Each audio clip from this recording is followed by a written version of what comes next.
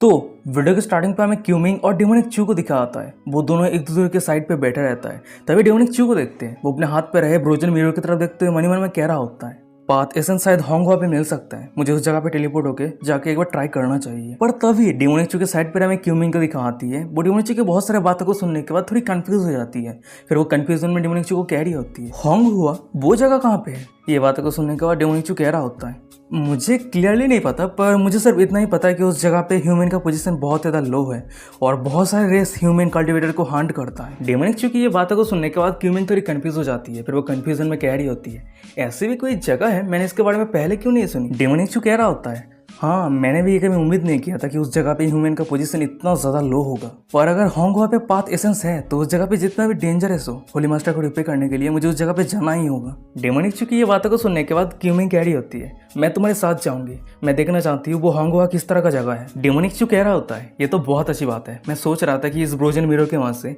होंगवा पे मेरे साथ में किसी को टेलीपोर्ट कर सकता हूँ या नहीं। उसके बाद हम डेमोनिक चू को देखते हैं। वो अपने हाथ पे रहे ब्रोजन मिरर के वहां से क्यूमिंग को लेकर होंगवा पे टेलीपोर्ट होने लगता है। पर अचानक से हमें दिखा आता है कि ब्रोजन मिरर पे एक डिंग करते नोटिफिकेशन आता है, आप होंगवा पे किसी के साथ टेलीपोर्ट नहीं हो सकते क्योंकि आपके पास ऐसा कोई भी परमिशन नहीं है। और ब्रोजन मिरर पे इस मैसेज को देखने के बाद डेमोनिक चू कह रहा होता है, देख के ऐसा लग रहा है कि मुझे उस जगह पे अकेला ही जाना होगा। वैसे अगर वो सभी मॉन्स्टर त्यानकांग कॉन्टिनेंट पे आ जाता है तो ह्यूमन के लिए बहुत ही ज़्यादा मुसीबत क्रिएट हो सकता है। तो ये सब कुछ सिचुएशन के बारे में तुम्हें होली मास्टर को बता देना चाहिए। होली मास्टर को बहुत सारे कुछ प्रिपरेशन करने की ज़रूरत है। पर अचानक से हम क्यूमिंग को देखते हैं। वो डेमोनिक चू के आधे बात को काटते हुए कह रही होती है, नहीं। ये बातों को सुनने के बाद डेमोनिक चू कह रहा होता है, क्या? क्यूमिंग कह रही होती है, अगर तुम उस जगह पे अकेला जाते हो तो ये तुम्हारे लिए बहुत ज़्यादा डेंजरस हो सकता है। ये बातों को सुनने के बाद हमें डेमोनिक चू को दिखा आता है। वो क्यूमिंग के होठों पे हाथ रखते हुए कह रहा होता है, बेबी क्या तुम मुझे लेके चिंता कर रही हो? और डेमोनिक चू की ये बातों को सुनने के बाद हमें क्यूमिंग को दिखा आती है। वो ब्लास्टिंग करते हुए कह रही होती है, ब्लै स्टूपिड बॉय, मुझे सिर्फ डर है कि अगर तुम उस जगह पे मर जाते हो तो तुम्हारी डेड बॉडी को उठाने के लिए कोई नहीं रहेगा। क्यूमिंग की ये सब कुछ बातों को सुनने के बाद हमें डेमोनिक चू को दिखाता है। वो हंसते हुए कह रहा होता है, तुम इतना ज़्यादा क्यूट कैसे हो सकती हो? वैसे चिंता मत करो, होंगवा पे जाने के लिए अभी मेरा पावर काफ़ी नहीं है, तो अभी मैं होंगवा पे नहीं जाऊंगा। क्यूमिंग कह रही होती है, बुरे डिसाइपल तुम मेरे से दूर रहना। पर अचानक से हम डेमोनिक चू को देखते हैं। वो क्यूमिंग को पकड़ने के बाद लेटा देता है। फिर डेमोनिक चू क्यूमिंग के ऊपर आते हुए कह रहा होता है, अभी बहुत ज़्यादा लेट हो गया है, तो क्यों ना तुम मुझे थोड़ी लेसन सिखा दो। उसके बाद ही हमें दिखा आता है कि उन दोनों के बीच में प्यार भरे काम शुरू हो जाता है। सीन शिफ्ट हो जाता है। हमें एक हफ्ते के बाद का सीन दिखाता है। वहीं पे हम एक जगह को देखते हैं और उस जगह पे हम बहुत सारे लोगों को देखते हैं जो अपना अपना बातें करके जा रहा होता है। तब एक बंदा कह रहा होता है, अरे मैंने सुना है कि सेंजियांग पे फोर्जिंग मास्टर वुहान आ रहा है। ये बातों को सुनने के बाद दूसरा वाला बंदा कह रहा होता है, हाँ मैंने भी सुना है। वैसे ये बहुत ही लंबा समय हो गया है कि फोर्जिंग मास्टर कोई भी आइटम को फोर्ज किया है। वैसे मुझे तो लगता है कि ये इंसिडेंट बहुत सारे एक्सपर्ट को अट्रैक्ट करने वाला है। तभी एक तीसरा बंदा कह रहा होता है, हे तूने ये र्यूमर सुना है, योची होलीडेटर ताइजू होलीसन को यहाँ पे इनवाइट किया है। तभी सीन शिफ्ट हो जाता है। हमें एक इन के अंदर का सीन दिखाता है और वही इन के अंदर हम एक लड़की को देखते हैं। वो ये सब कुछ बातों को सुन रही होती है। वो ये सब कुछ बातों को सुनने के बाद बहुत ज़्यादा गुस्सा हो जाती है। गुस्सा होती है, खुद ही खुद से कह रही होती है, चूजियान मैं जहाँ पे जाऊँ वहीं पे सिर्फ चूजियान की नाम सुन रही हूँ। मैं ब्रदर हाउ की रिवेंज को जरूर पूरी करके रहूंगी। अगर चूजियान नहीं होता तो ब्रदर हाउ को इतना ज़्यादा इंजरी सफर नहीं करना पड़ता। मैं चूजियान को जरूर मार दूंगी, जरूर मारूंगी उसे। उस लड़की की ये बातों को सुनने के बाद उस लड़की के पीछे रहे में जेन ईवी को दिखा आती है। उस लड़की को कह रही होती है, थर्ड सिस्टर सेंग गोंगा का ऑलरेडी मौत हो चुका है, तो ये सब कुछ जाने दो। फिर उसके बाद ही हम जेन ईवी को देखते हैं। वो अपने साइड पे रहे सर्वेंट को ऑर्डर देते हुए कह रही होती है, तुम इसे यहाँ से लेके जाओ और उसे अभी लॉक करके रखो और मेरी परमिशन के बिना थर्ड सिस्टर को रिलीज मत करना। ये बातों को सुनने के बाद हमें उस सर्वेंट को दिखा आता है। वो उस लड़की को उस जगह से ले जाने लगता है और वही पीछे में जेन ईवी को दिखा आती है। वो मनी मन में कह रही होती है, थर्ड सिस्टर प्लीज मुझे दोस्त मत देना, मैंने ऑलरेडी चूजियन के साथ फाइट किया है। वो इंसान बहुत ही ज्यादा कनिंग और बहुत ही ज्यादा टेरिफाइंग है। अगर कोई चूजियन के साथ दुश्मनी करता है तो उसका एंडिंग कभी भी अच्छा नहीं होगा। तभी सीन शिफ्ट हो जाता है। हमें डेमोनिक चू को दिखाता है। वो अपने बिस्तर पे लेटा रहता है पर वो अचानक से सीखता है। उसके बाद वो मनी मन में कह रहा होता है, वो कौन है जो मेरे बारे में बात कर रहा है? पर तभी हमें एल्डर मो को दिखाती है। वो काउगर्ल स्टाइल पे डेमोनिक चू के ऊपर खुशी खुशी राइड कर रही होती है और सामने के नजारा को देखने के बाद डेमोनिक चू मनी मन में कह रहा होता है, काश मेरे बेब मास्टर एल्डर मो के जैसे इतना आज्ञाकारी होती। सीन शिफ्ट हो जाता है। हमें कुछ घंटों के बाद का सीन दिखाता है। वहीं पे हम देखते हैं कि उन दोनों के काउगर्ल डॉगी स्टाइल वो सब कुछ गेम खेलना खत्म हो चुका है और वहीं पे हमें डेमोनिक चू को दिखाता है। वो अपने बिस्तर पे बैठा रहता है और उसी के पीछे में एल्डर मो को दिखा आती है। वो डेमोनिक चू को मसाज दे रही होती है। फिर वो कह रही होती है, योर हाइनेस योची होलीडेटर आपसे मिलने के लिए सुबह से इंतजार कर रही है। ये बातों को सुनने के बाद डेमोनिक चू कह रहा होता है, उसे इंतजार करने दो। पर अचानक से हमें दिखा आता है कि डेमोनिक चू के रूम के बाहर से कोई चिल्लाते हुए कह रहा होता है, ब्रदर चू एक बहुत ही बड़ा न्यूज है, क्या तुम अंदर हो?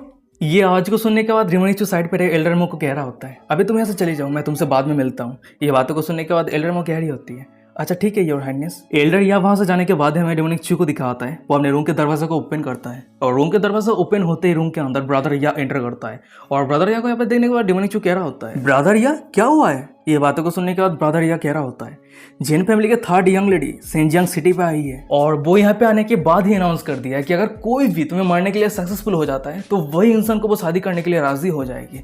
सच में वो लड़की पागल हो गई है। तभी ब्रदर या की ऐसा कुछ बातों को सुनने के बाद हमें रिमोनिचू को दिखा होता है, वो थोड़ा कंफ्यूज हो जाता है। कंफ्यूजन में कह रहा होता है कि क्या जैन फैमिली के थर्ड यंग लेडी वो कौन है, क्या मैंने कभी उसे ऑफेंड किया है।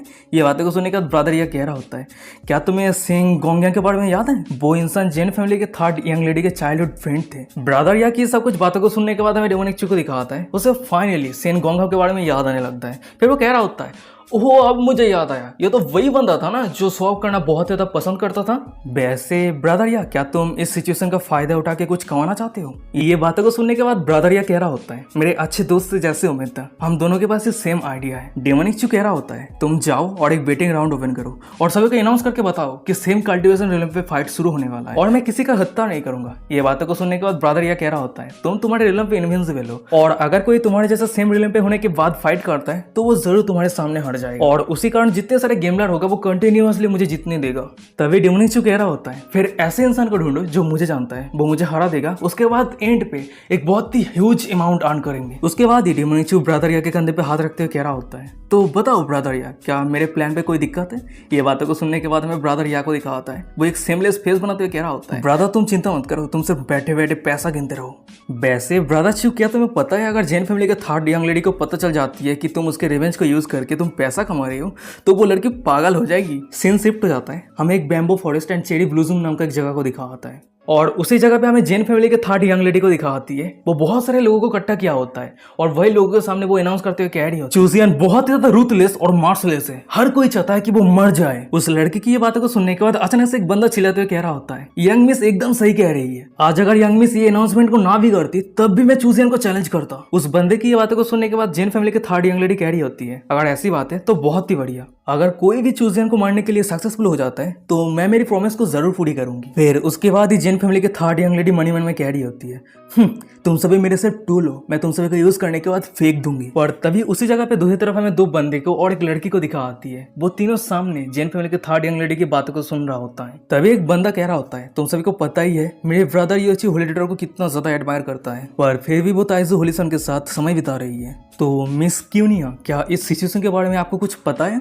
उस बंदे की ये बातों को सुनने के बाद वो लड़की यानी क्यूनिया कह रही होती है, हाँ पूरे सेंजियांग सिटी के अंदर ये न्यूज सीक्रेट नहीं है। सीन शिफ्ट हो जाता है, मैं डेमोनिक चू और ब्रदर या को दिखाता है, वो दोनों एक जगह पे आ गया होता है और उस जगह पे जितने सारे लोग गुजर रहा होता है उस सभी को जोर से अनाउंस करते हुए कह रहा होता है, दोस्तों इस बड़े से अपॉर्चुनिटी को मिस बिल्कुल भी मत करना, ताइजू होलीसन सेंजियांग सिटी के बिगेस्ट एरिना पे ड्वेल करने वाला है, तो रिजल्ट कुछ भी हो सकता है। तभी साइड पे डेमोनिक चू को दिखाता है, वो सभी ऑडियंस को कह रहा होता है, हेवेन मुझे दयालु बनाया है तो इसलिए मैं फाइट करूंगा पर मैं किसी को नहीं मारूंगा। क्या उसके बातों का मतलब क्या है, वो चैलेंज करेगा पर वो प्रॉमिस कर रहा है कि वो किसी को नहीं मारेगा।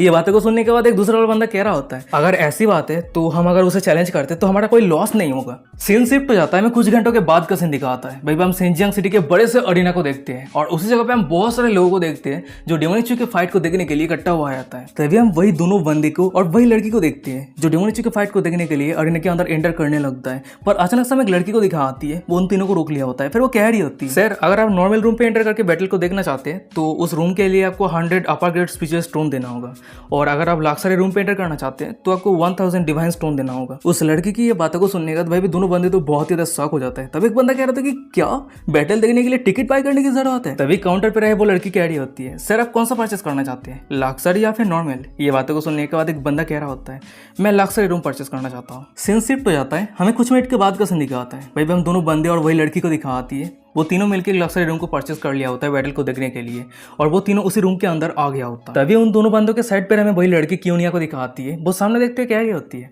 आज इस बैटल अरीना पे 10 मिलियन लोग एंटर किया है और मैक्सिमम लोगों ने तो 100 स्पीचियल स्टोन वाला सेट को परचेस किया है। उस लड़की की ये बातों को सुनने के बाद साइड पर हमें एक बंदे को दिखा आता है। वो कैलकुलेट करने लगता है कि कितने सारे लोगों ने एंटर किया है, कितने सारे लोगों ने पे किया है और पूरे एरिना पे कितना सारा प्रॉफिट होने वाला है। और ये सब कुछ कैलकुलेट करने के बाद वो बहुत ज़्यादा शॉक हो जाता है। शॉक होते ही अपनी कांपते आज में कह रहा होता है तो ताइजू होलिसन सच में बिजनेस जीनियस है। पर तभी अचानक से हमें दिखा आता है कि उस रूम के अंदर तीनों लड़कियां तीनों क्रिस्टल बॉल लेके एंटर करती है। भाई पे एक लड़की कह रही होती है, मिस ये रही चाय। और हाँ, मास्टर यह चिंता कर रहा था कि ऑडियंस को बोरिंग महसूस होगा, तो इसीलिए मास्टर या ने एक बेटिंग राउंड ओपन किया है। अब जब चाहे किसी भी मैच पे बेट कर सकते हैं। वो सभी लड़कियों की ये सब कुछ बातों को सुनने के बाद साइड पर हमें क्यूनिया को दिखा आती है। वो एक लड़की को कह रही होती है, वो तो ठीक है पर चाय की प्लेट पे चाय के कप क्या लगा, वो क्या है। क्यूनिया की ये बातों को सुनने के बाद हमें उस लड़की को दिखा आती है। वो अपने हाथ पे रिकॉर्ड क्रिस्टल को लेते हुए कह रही होती है, इसे मूवी कहते हैं। हमारे मास्टर या ने इसे न्यूली डेवलप किया है। इसके अंदर इंटरेस्टिंग क्लिप और साउंड रिकॉर्ड है। आप 4 डिवाइन स्पीचेस स्टोन देके मूवी देख सकते हैं और 30 डिवाइन स्पीचेस स्टोन देके आप इस रिकॉर्ड क्रिस्टल को अपने घर ले जा सकते हैं। ये बातों को सुनने के बाद क्यूनिया कह रही होती है, मुझे इसकी जरूरत नहीं है, मैं सिर्फ क्यूरियस हूँ। क्यूनिया की ये बातों को सुनने के बाद हमें उस लड़की को दिखा आती है। वो अपने हाथ पे रिकॉर्ड क्रिस्टल को ऑन कर देती है और ऑन करने के बाद ही हमें दिखा आते हैं कि बहुत ही बढ़िया सुंदर सा मूवी शुरू हो जाता है। और सामने की नजारा को देखने के बाद हमें क्यूनिया को दिखा आती है। वो जोर जोर से खसने लगती है, अपनी फेस को ढक लिया होता है और वही पीछे में एक बंदे को दिखा आता है। वो शौक होते कह रहे थे कि होली काउ, क्या तुम लोग इस रिकॉर्ड क्रिस्टल को इस तरह का भी यूज कर सकते हो। तभी सीन शिफ्ट हो जाता है, हमें अरीना का सीन दिखा आता है और वही अरीना के अंदर हमें दिखा आता है कि जेन फैमिली के थर्ड यंग लेडी आ गई होती है। फिर वो जोर से सभी को अनाउंस करते हुए कह रही होती है, मैं जेन याजू हूँ और मैं चाहती हूँ कि आज यहाँ पे ताइजू होलिसन चूजियन का मौत हो जाए। तो इसलिए आज मैं यहाँ पे प्रॉमिस करती हूँ, अगर कोई भी चूजियन को मारने के लिए सक्सेसफुल हो जाता है तो वो मुझसे शादी कर सकता है, मैं उसे हस्बैंड के तौर पे एक्सेप्ट कर लूंगी। जेन फैमिली के थर्ड यंग लेडी के ये अनाउंसमेंट को सुनने के बाद ऑडियंस पे रहे में सभी बंदों को दिखा आता है। वो सभी बहुत ज्यादा खुश हो जाता है। तभी एक बंदा खुश होते कह रहा था कि वाह, अगर मैं जेन फैमिली पे शादी कर लेता हूँ तो मेरा फ्यूचर एकदम ब्राइट हो जाएगा। भाई एक दूसरा बंदा कह रहा था कि हाँ एकदम सही कहा, ये एकदम बहुत ही बड़ा अपॉर्चुनिटी है। तभी सीन शिफ्ट हो जाता है, मैं दिखा आता है कि बैटल एरिना पे डेमोनिक चू और ब्रदर या आ गया होता है। ब्रदर या सभी को अनाउंस करते हुए कह रहा होता है, गाइस तुम लोग जिस समय के लिए सबसे ज्यादा इंतजार कर रहे थे, ताइजू होलिसन को चैलेंज करने का समय आ चुका है। तो चलिए हम ताइजू होलिसन के पहले ओपोनेंट को वेलकम करते हैं। और ये अनाउंसमेंट होते ही हमें दिखा आता है कि स्टेज पे एक बंदा आ जाता है और वो डेमोनिक चू के ऊपर अटैक करने के लिए आगे बढ़ रहा होता है। फिर वो कह रहा होता है, ताइजू होलिसन चूजियन, तू जेन फैमिली के थर्ड यंग लेडी का दुश्मन, इसका मतलब यह है कि तू मेरा भी दुश्मन है। और वही दूसरी तरफ हमें डेमोनिक चू को दिखा आता है। वो एकदम कूल अंदाज में खड़ा रहता है। सामने की नजारा को देखने के बाद वह जितने सारे ऑडियंस थे वो सभी अपना अपना ओपिनियन देने लगता है। भाई एक बंदा कह रहा था कि अरे मुझे तो लगता है कि ताइजू होलिसन इस मैच को बहुत ही आसानी के साथ जीत जाएगा। भाई एक दूसरा बंदा कह रहा होता है, ताइजू होलिसन के पास क्या कॉन्सिक्वेंस है तो उसका जीतना तो पक्का है। ऑडियंस की ये सब कुछ बातों को सुनने के बाद बैटल एरिना पे रहे हमें डेमोनिक चू के ओपोनेंट को दिखा आता है। वो बहुत ज्यादा गुस्सा हो जाता है। उसके बाद वो डेमोनिक चू को एक पावरफुल अटैक करते हुए कह रहा होता है, मैं जरूर थर्ड यंग लेडी के रिवेंज को पूरा करके रहूंगा। पर हम डेमोनिक चू को देखते हैं, वो बहुत ही आसानी के साथ अपने ओपोनेंट के अटैक को एक हाथ से रोक लिया होता है। उसके बाद ही वो अपने ओपोनेंट को एक प्लाम अटैक करता है और उसी अटैक के कारण उसका ओपोनेंट को दिखा आता है। वो दूर जगह गिरता है, वही वो घायल हो जाता है और इस तरह से डेमोनिक चू अपने पहले मैच का जीत हासिल कर लेता है। सीन शिफ्ट हो जाता है, हमें ऑडियंस पे रहे एक वीआईपी रूम को दिखाता है और वही रूम के अंदर हमें दोनों ब्रदर को देखते हैं। उन दोनों ब्रदर का नाम मैं भूल चुका हूँ। वही पे हम एक जूनियर ब्रदर को देखते हैं। वो अपने एल्डर ब्रदर को कह रहा होता है, ब्रदर क्या तुम्हें नहीं लग रहा है कि आज चूजियन थोड़ा अजीब लग रहा है। ये बातों को सुनने के बाद उसका एल्डर ब्रदर कह रहा होता है, हाँ लग तो रहा है पर मैं क्लियरली नहीं कह सकता कि अभी प्रॉब्लम क्या है। पर अचानक से उसके एल्डर ब्रदर को कुछ रियलाइज होता है। फिर वो हंसते कह रहा होता है, ओह अच्छा अब मुझे सब कुछ समझ में आ रहा है। ये बातों को सुनने के बाद उसका जूनियर ब्रदर कह रहा होता है, ब्रदर क्या तुम्हें पता चल गया कि प्रॉब्लम क्या है। ये बातों को सुनने के बाद उसका सीनियर ब्रदर कह रहा होता है, ताइजू होलिसन अब बहुत ज्यादा स्ट्रांग हो गया है और यहाँ पे जो फाइट कर रहा है वो ताइजू होलिसन का एक पापेट है और ताइजू होलिसन उस पापेट को कंट्रोल कर रहा है। और अपने एल्डर ब्रदर की ये बातों को सुनने के बाद वो जूनियर ब्रदर तो बहुत ज्यादा शौक हो जाता है। शौक होते कहते कि क्या अगर चूजियन बैटल एरिना पे नहीं है तो अभी वो क्या कर रहा है। तभी सीन शिफ्ट हो जाता है, मैं डेमोनिक चू के रूम के अंदर का सीन दिखाता है। भाई हम डेमोनिक चू को देखते वो बिस्तर पे लेटा रहता है और बहुत सारे लड़कियां मिलकर डेमोनिक चू को मसाज दे रही होती है। पर तभी अचानक से हमें दिखा आता है कि डेमोनिक चू के सामने योची होलीडोटर आ जाती है। फिर वो डेमोनिक चू को कह रही होती है, मैं तो सोच रही थी कि तुम खुद फाइट करने वाले हो। डेमोनिक चू कह रहा होता है, वेल एक पापेट ही काफी है, अगर मैं खुद फाइट करता हूँ तो सभी को बुली करने के जैसा हो जाएगा। योची होलीडोटर कह रही होती है, वैसे मैंने एल्डर मुंह से सुनी थी कि तुम मास्टर वुहान से आइटम फोर्ज करने के लिए रिक्वेस्ट किया था पर उसने तुम्हें रिजेक्ट कर दिया है। मैं तुम्हें इस मैटर पे मदद कर सकती हूँ पर कंडीशन ये है कि एक दिन के लिए तुम्हें मेरे साथ रहना होगा, इससे हम एक दूसरे को बेहतर तरीके से जान पाएंगे। ये बातों को सुनने के बाद हमें डेमोनिक चू को दिखाता है, वो अपनी जगह से उठ जाता है। फिर वो कह रहा होता है, अच्छा ठीक है कोई दिक्कत नहीं है। और ये बातों को सुनने के बाद हमें योची होलीडोटर को दिखाती है। वो तो बहुत ज़्यादा खुश हो जाती है। पर तभी अचानक से हम डेमोनिक चू को देखते हैं, वो योची होलीडोटर के बहुत ज़्यादा करीब हो जाता है और वही योची होलीडोटर के कंधे पे हाथ रखते हुए कह रहा हो, होलीडोटर तुम वन ऑफ द स्ट्रॉन्गेस्ट सेंड्रिलम के कल्टिवेटर हो, तो तुम मुझे बाद में ट्रिक तो नहीं करोगे।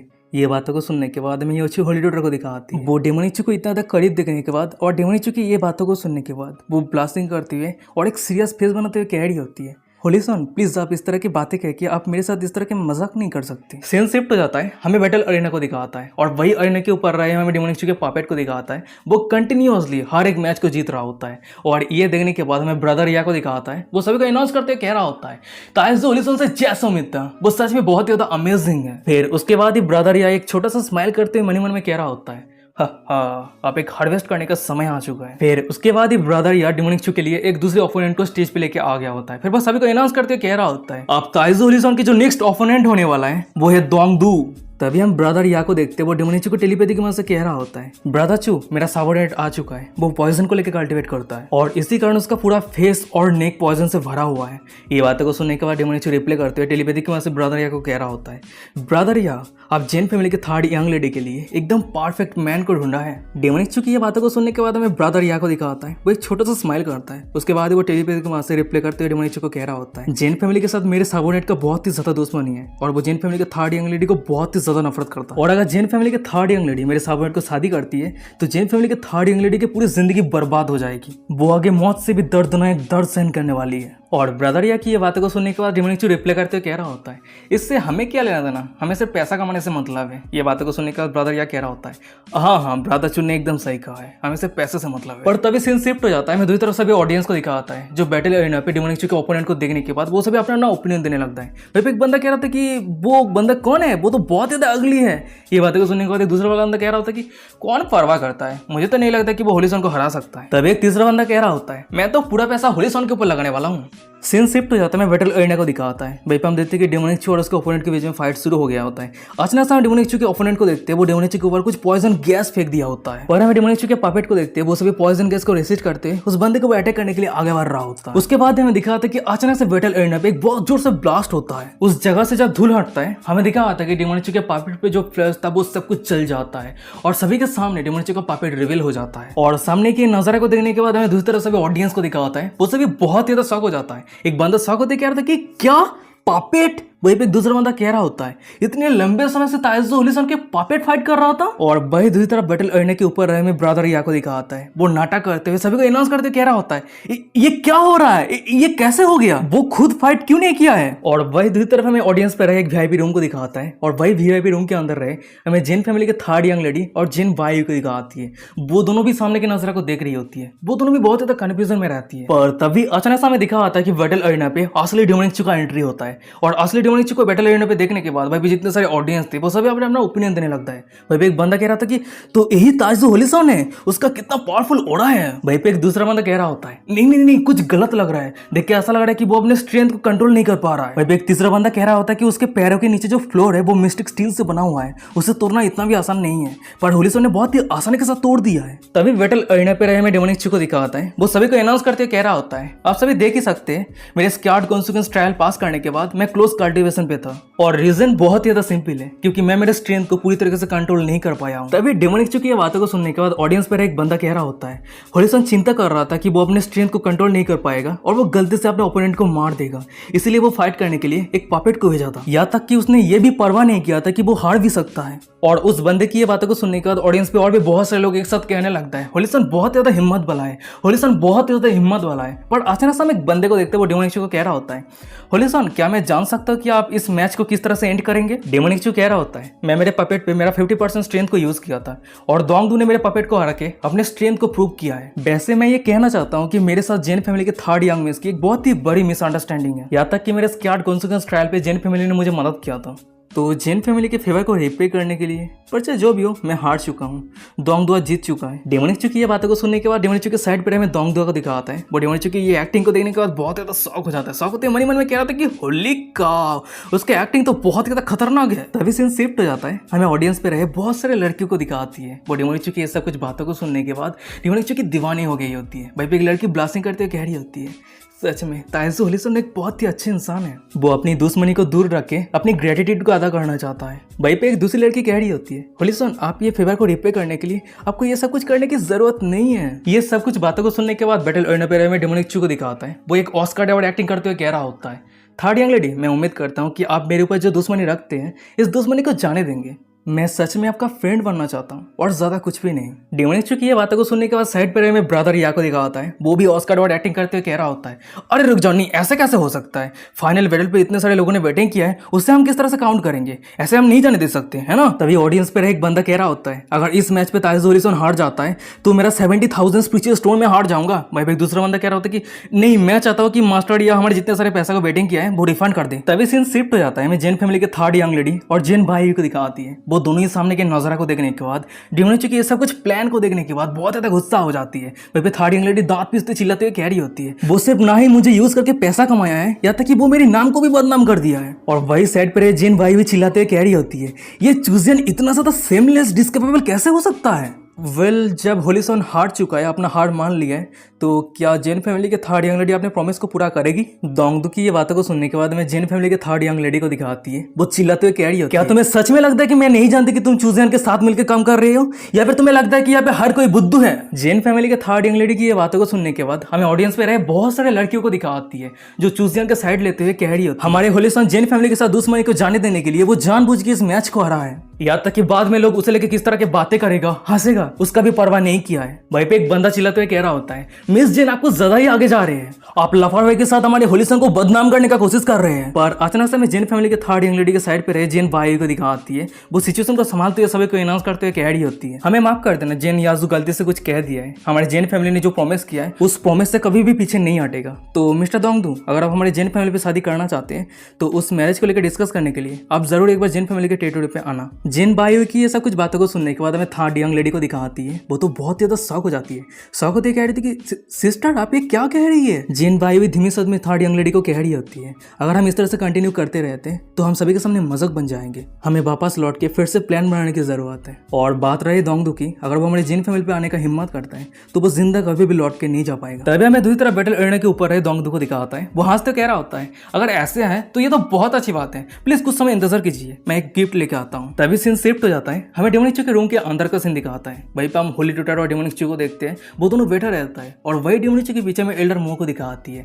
वो डेमोनिक चू को मसाज देते हुए कह रही होती है, देख के ऐसा लग रही है कि जेन फैमिली के थर्ड यंग में उसके दिल की गहराई से तुम्हें नफरत करने लगी है। डेमोनिक चू कह रहा होता है, तो क्या हुआ, वो सिर्फ नफरत ही कर सकती है और कुछ नहीं। पर तभी अचानक हमें दिखा आता है कि डेमोनिक चू के रूम के दरवाजा ओपन करते हुए ब्रदर या एंटर करता है। वो तो बहुत ज्यादा खुश रहता है, हंसते हुए कह रहा होता है, ब्रदर चू हम अमीर बन गए। डेमोनिक चू कह रहा होता है, अच्छा तो हमने कितना कमाया है? ये बातों को सुनने के बाद ब्रदर या कह रहा होता है, पूरा 60 मिलियन। और हाँ ब्रदर चू, चिंता मत कर, तुम्हारा जो हिस्सा है मैं कुछ दिनों के अंदर ही मैं तुम्हें दे दूंगा। पर तभी अचानक हमें दिखा आता है कि उस रूम के अंदर एक बंदा आ जाता है। वो बहुत ज्यादा हड़बड़ी में रहता है। हड़बड़ी में अपनी कांपती आवाज में कह रहा होता है, यंग मास्टर ये सही नहीं हो रहा है, बहुत ही बड़ा बैड न्यूज है, जितने सारे डिफेंस फीचर स्टोन है वो सब कुछ चोरी हो गया है। उस बंदे की ये बातों को सुनने के बाद हमें डेमोनिक चू और ब्रदर या को दिखाता है। वो दोनों ही चुप हो जाता है। ब्रदर या के शरीर से तो पसीना आ रहा होता है। उसके बाद अचानक से हम ब्रदर या को देखते हैं। उस बंदे के कॉलर को पकड़ते हुए कह रहा होता है, क्या हुआ है? जिसने चोरी किया है क्या तुमने उसे देखा है? वो बंदा कह रहा होता है, मैंने सिर्फ इतना ही देखा है कि जिसने चोरी किया है वो सिर्फ काला हुडी पहन के रखा था। सीन शिफ्ट हो जाता है। हमें बाहर का सीन दिखाता है। वहीं पर हम देखते हैं कि उस जगह पे एक बहुत जोर से ब्लास्ट होता है। उस जगह से जब धुआं हटता है हमें दिखा आता है कि डिवाइन स्टोन को चोरी करने वाला काला हुडी पहन के वो बंदा खड़ा रहता है और उसी के सामने हमें एक बुड्ढे को दिखाता है। वो चिल्लाते हुए कह रहा होता है, अगर तू जिंदा रहना चाहता है तो तेरे स्टोरेज रिंग को मुझे हैंड ओवर कर। ये बातों को सुनने के बाद वो काला हुडी पहन के बंदा कह रहा होता है, तू ना ही मुझे रोक के रख सकता है और ना ही तू मुझे मार सकता है। ये बातों को सुनने के बाद उस बुड्ढे को दिखाता है। वो तो बहुत ही ज्यादा गुस्सा हो जाता है। उसके बाद ही वो काला हुडी पहन के उस बंदे के ऊपर अटैक करने लगता है और वही दूसरी तरफ हमें काला हुडी पहन के बंदे को दिखाता है। वो ब्लड ट्रेवल नाम का एक टेक्निक यूज करता है और उसी कारण वो बंदा उस जगह से गायब हो जाता है और उस बुड्ढे का जो अटैक रहता है वो मिस हो जाता है। पर तभी अचानक से हमें दिखा आता है कि उस काला हुडी पहन के बंदे के सामने एल्डर मुंह आ जाती है। फिर वो चिल्लाते हुए कह रही होती है, भागना चाहता है, ये इम्पॉसिबल है। उसके बाद वो उस काला हुडी पहन के बंदे के ऊपर अटैक कर दिया होता है और एल्डर मुंह के उस अटैक के कारण में उस काला हुडी पहन के बंदे को दिखाता है। वो घायल हो जाता है। वो अपने दांत पीसते हुए चिल्लाते हुए कह रहा होता है, घिनौनी औरत कह के। फिर वो मन में कह रहा होता है, इस तरह के पॉइंटलेस फाइट करके कोई फायदा नहीं है, मुझे जितना जल्दी हो सके इस जगह से निकलना होगा। फिर उसके बाद ही वो कुछ सिगरेट टेक्निक यूज करके तेजी के रफ्तार के साथ उस जगह से भाग जाता है और सामने के नजारा को देखने के बाद एल्डर मुंह दांत पीसते कह रही होती है, डैम इट, ये बंदा भागने में बहुत ज्यादा माहिर है। पर तभी हमें दूसरी तरफ उस बुड्ढे को दिखाता है। वो एल्डर मुंह के सामने आते हुए ग्रीट करते हुए कह रहा होता है, एल्डर मो आपकी ये मदद के लिए बहुत बहुत शुक्रिया। एल्डर मो की आइडिया होती है उस चोर ने ब्लड ट्रेवल डिवाइस के लिए यूज किया है, उसका स्पीड बहुत ही ज्यादा फास्ट है। ये बातों को सुनने के बाद वो बुड्ढा कह रहा होता है, आप चिंता मत कीजिए, मेरे सीक्रेट टेक्निक की मदद से मैंने उसके शरीर के ऊपर एक मार्क छोड़ दिया है, वो कहीं पे भी चला जाए वो मेरे हाथ से बच नहीं पाएगा। सीन शिफ्ट हो जाता है, हमें कुछ मिनट के बाद का सीन दिखाता है। भाई हम डेमोनिची के रूम के अंदर का सीन देखते हैं और भाई हमें एल्डर मो को दिखाती है, वो एक जगह पे बैठी रहती है और उसके गोद पे सिर रख के डेमोनिची लेटा रहता है। अचानक से वो एल्डर मो को कह रहा होता है, फेयान तो तुम कह रही हो कि उस चोर ने जी सीक्रेट टेक्निक यूज किया है? तो गाइस मैं आप सभी के क्लैरिफिकेशन के लिए बता दूं, एल्डर मो की दूसरी नाम फेयान। एल्डर मो कह रही होती है, हाँ उस चोर ने जब एल्डर यानी के साथ फाइट किया था तब उस समय उसने एक सीक्रेट टेक्निक यूज किया था और वो टेक्निक तुमसे मिलता है। तो मैं श्योर हूँ उस चोर ने जो सीक्रेट टेक्निक यूज किया है उस टेक्निक का नाम जी टेक्निक है। डेमोनिक जो कह रहा होता है उस चोर को पता है कि एल्डर यानी ने उसके शरीर पे एक मार्क छोड़ दिया है, पर फिर भी उसके पास रहे स्टोरेज रिंग को वो किसी और जगह पे टेलीपोर्ट कर दिया है। इसका मतलब यह है कि उसके पीछे किसी ने उसे मदद किया और जिसने उस चोर को मदद किया है उसके पास जी सीक्रेट टेक्निक है। तो ये सब कुछ कैलकुलेट करते हुए अगर मेरा गेस सही रहता है तो उस चोर को मदद करने वाला कोई और नहीं, ईस्टर्न कॉन्टिनेंट का वो यंग फैमिली। ये बहुत ही ज्यादा सरप्राइजिंग वाली बात है। मैं उस सभी को ढूंढने के लिए निकल रहा था पर उससे पहले वो सभी मेरे सामने आ गए। फिर उसके बाद ही अचानक से हम डेमोनिक चू को देखते हैं, वो अपने जगह से उठ जाता है। फिर वो कह रहा होता है, वैसे अब जब ये जी सीक्रेट टेक्निक को लेके हो रहा है तो अभी का जो सिचुएशन है वो सभी से छुपा के रखते हैं। इस इन्फॉर्मेशन को हमें होली ग्राउंड पे इन्फॉर्म करने का कोई जरूरत नहीं है। इस लिए तो या फैमिली पे मैं ईस्ट पे जाके अनाउंस करने वाला हूँ कि मैं अभी क्लोज कल्टिवेशन पे हूँ। ये बातों को सुनने के बाद एल्डर मो कह रही होती है, वेल होली सोना अगर ऐसी बात है तो मैं आपको फॉलो करने वाली हूँ। ये बातों को सुनने के बाद हमें डेमोनिक चू को दिखाता है, वो एल्डर मो को हग कर लिया होता है और एल्डर मो के आंखों की तरफ देखते हुए कह रहा होता है, जरूर जरूर तुम मेरे साथ जाओगी। उसके बाद डेमोनिक चू मन में कह रहा होता है, अब समय आ चुका है वो यंग फैमिली को पूरी तरीके से बर्बाद करके उस फैमिली से जी सीक्रेट टेक्निक को हासिल करने का। और बात रही डिवाइन स्पिरिचुअल स्टोन की, या फैमिली को वो स्टोन मिलने से पहले वो सभी स्टोन को मैं हासिल कर लूंगा। सीन शिफ्ट हो जाता है, हमें कुछ दिनों के बाद सेंजिंग सिटी के बाहर का सीन दिखाता है। भाई हम एक फ्लाइंग बोट को देखते हैं और वही बोट के अंदर हमें एल्डर मो और डेमोनिक चू को दिखाता है। वो दोनों ही अपने फेस बदल लिया होता है।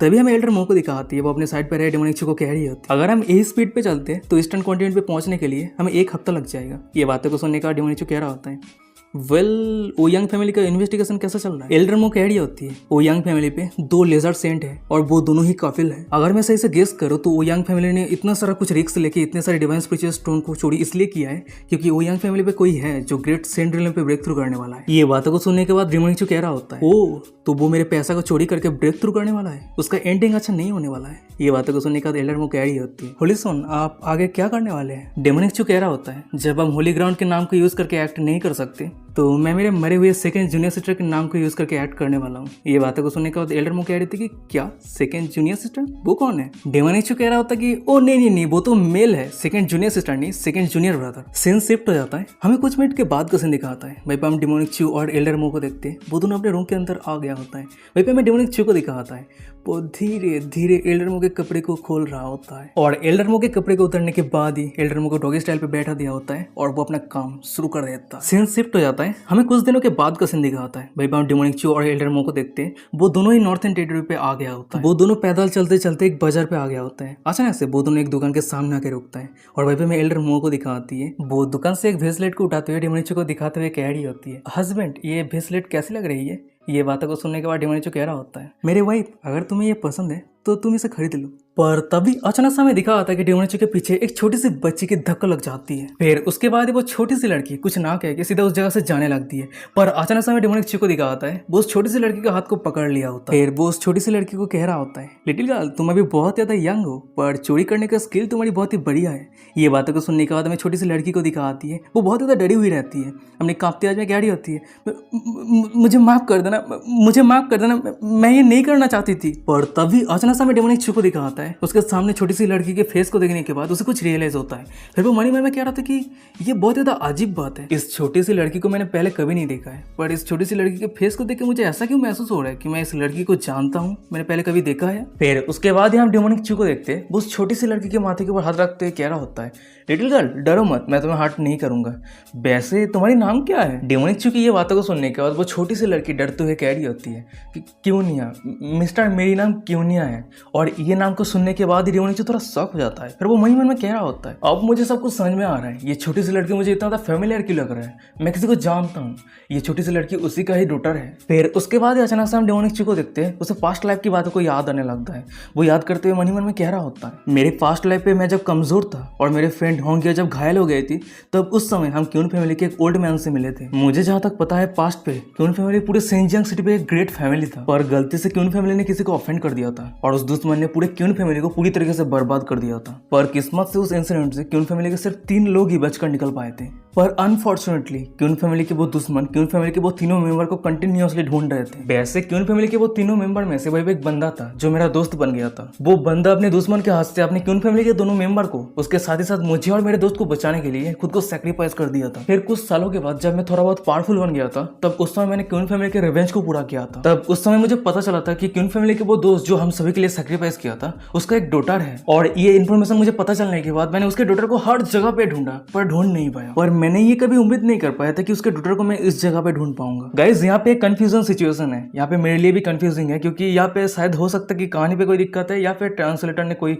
दिक्कत किया है, पर मैं आप सबको क्लियर कर देना चाहता हूँ। डेमोनिक चू कह रहा होता है कि मेरे पास्ट लाइफ पे क्यून फैमिली पे एक दोस्त था और उस दोस्त का एक डॉटर भी था, और वो डॉटर कोई और नहीं अभी चूजन के सामने जो छोटी सी लड़की है वही है। पर क्वेश्चन ये है कि डेमोनिक चू मारने के बाद रिवॉर्न होने में उसे 100 ईयर लग गया है, मतलब 100 साल लग गया है। पर इस 100 सालों में डेमोनिक चू के दोस्त की जो डॉटर है वो इतनी कम उम्र कैसे हो सकती है, इतनी छोटी सी लड़की कैसे हो सकती है? तो गाइस देखो, जो मुझे लग रहा है मैं वही आप सभी को बता रहा हूँ। इस छोटी सी लड़की की मदर बहुत ही लंबे समय से प्रेग्नेंट है, पर अपनी बर्थ टाइम को बहुत ही लंबे समय तक होल्ड करके रखी है। और गाइस आप सभी को तो पता ही है कि इस सीरीज में, इस कल्टिवेशन की दुनिया में लड़कियां अपनी बर्थ टाइम को होल्ड करके रख सकती है। जैसे कि क्यूमिंग डेमोनिक चू के मास्टर बहुत ही लंबे समय से प्रेग्नेंट है पर अभी तक बर्थ नहीं दिया है, मतलब होल्ड करके रखी है। तो सिर्फ यही एक एक्सप्लेनेशन बन रहा है। तो चलो अब हम कहानी पे आते हैं। हमें डेमोनिक चू को दिखा होता है वो उस छोटी सी लड़की को कह रहा होता है, या तुम इस जगह पे क्या कर रही हो? ये बातों को सुनने के बाद वो छोटी सी लड़की कह रही होती है, मेरी डैड और मॉम ईस्टर्न कॉन्टिनेंट पे है और बहुत ही लंबे समय पहले ग्रैंडपा हुआंग ने कहा था कि ये सिर्फ ईस्टर्न कॉन्टिनेंट पे ट्रैवल करता है, तो मैंने सोचा कि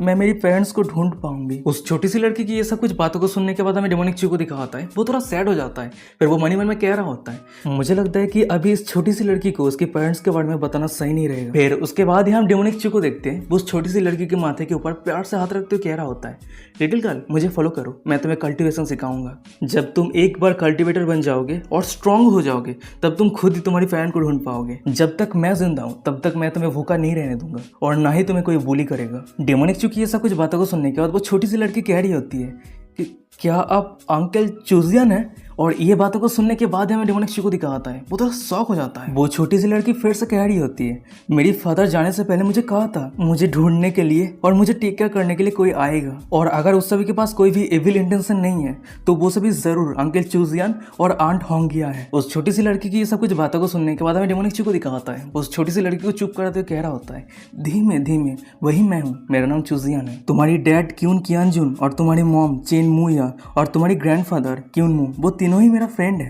पर ये एक बहुत ही बड़ा सीक्रेट है, मैं चाहता हूँ कि तुम इसे हमेशा सीक्रेट ही रखना, ठीक है? सीन शिफ्ट हो जाता है, मैं कुछ घंटों के बाद का सीन दिखाता है। भाई हम डेमोनिक चू, एल्डर मो और इयाया को देखते हैं वो तीनों ही अपने डेस्टिनेशन पे आ गया होता है। तभी अचानक से डेमोनिक चू इयाया को कह रहा होता है, आज से तुम मेरे और मेरे वाइफ फेयान के डॉटर हो, ठीक है? ये बातों को सुनने के बाद इयाया कह रही होती है, अच्छा ठीक है। फिर उसके बाद ही हमें दिखा आता है कि वो तीनों पैदल चल रहा होता है, पर अचानक से हमें दिखा आता है कि उन तीनों के सामने बहुत सारे लोग आ गया होता है। वो सभी डेमोनिक चू को कह रहा होता है, हे तुम सभी कहाँ जा रहे हो? फिर उसके बाद ही हमें दिखा आता है कि डेमोनिक चू और एल्डर मो को बहुत सारे लोगों ने घेर लिया होता है, और सामने के नजारे को देखने के बाद डेमोनिक चू मन ही मन में कह रहा होता है, मैंने ये कभी उम्मीद नहीं कर पाया था कि ईस्टर्न कॉन्टिनेंट पे आने के बाद ही मेरे रास्ते को रोकने के लिए कोई आ जाएगा। पर तभी अचानक से डेमोनिक चू के साइड पे रहे में याया को दिखा आती है। वो डेमोनिक चू को कह रही होती है, अंकल चूजियन ये सभी वही लोग हैं जो मुझे चोरी करने के लिए मजबूर कर दिया था, वो सभी बैड गाय है, आप उस सभी से केयरफुल रहना। ये बातें को सुनने के बाद डेमोनिक चू कह रहा होता है, ओ अच्छा ठीक है चिंता मत करो। और तभी उस सभी के सामने टाइम एक बंदे को दिखा आता है। वो डेमोनिक चू को कह रहा होता है, और तुम लोग बहुत ज्यादा हिम्मत वाले हो जो दिन दहाड़े मेरे ही लोगों को मेरी जगह से छीनने का कोशिश कर रही हो। देख के ऐसा लग रहा है कि तू और जिंदा नहीं रहना चाहता है।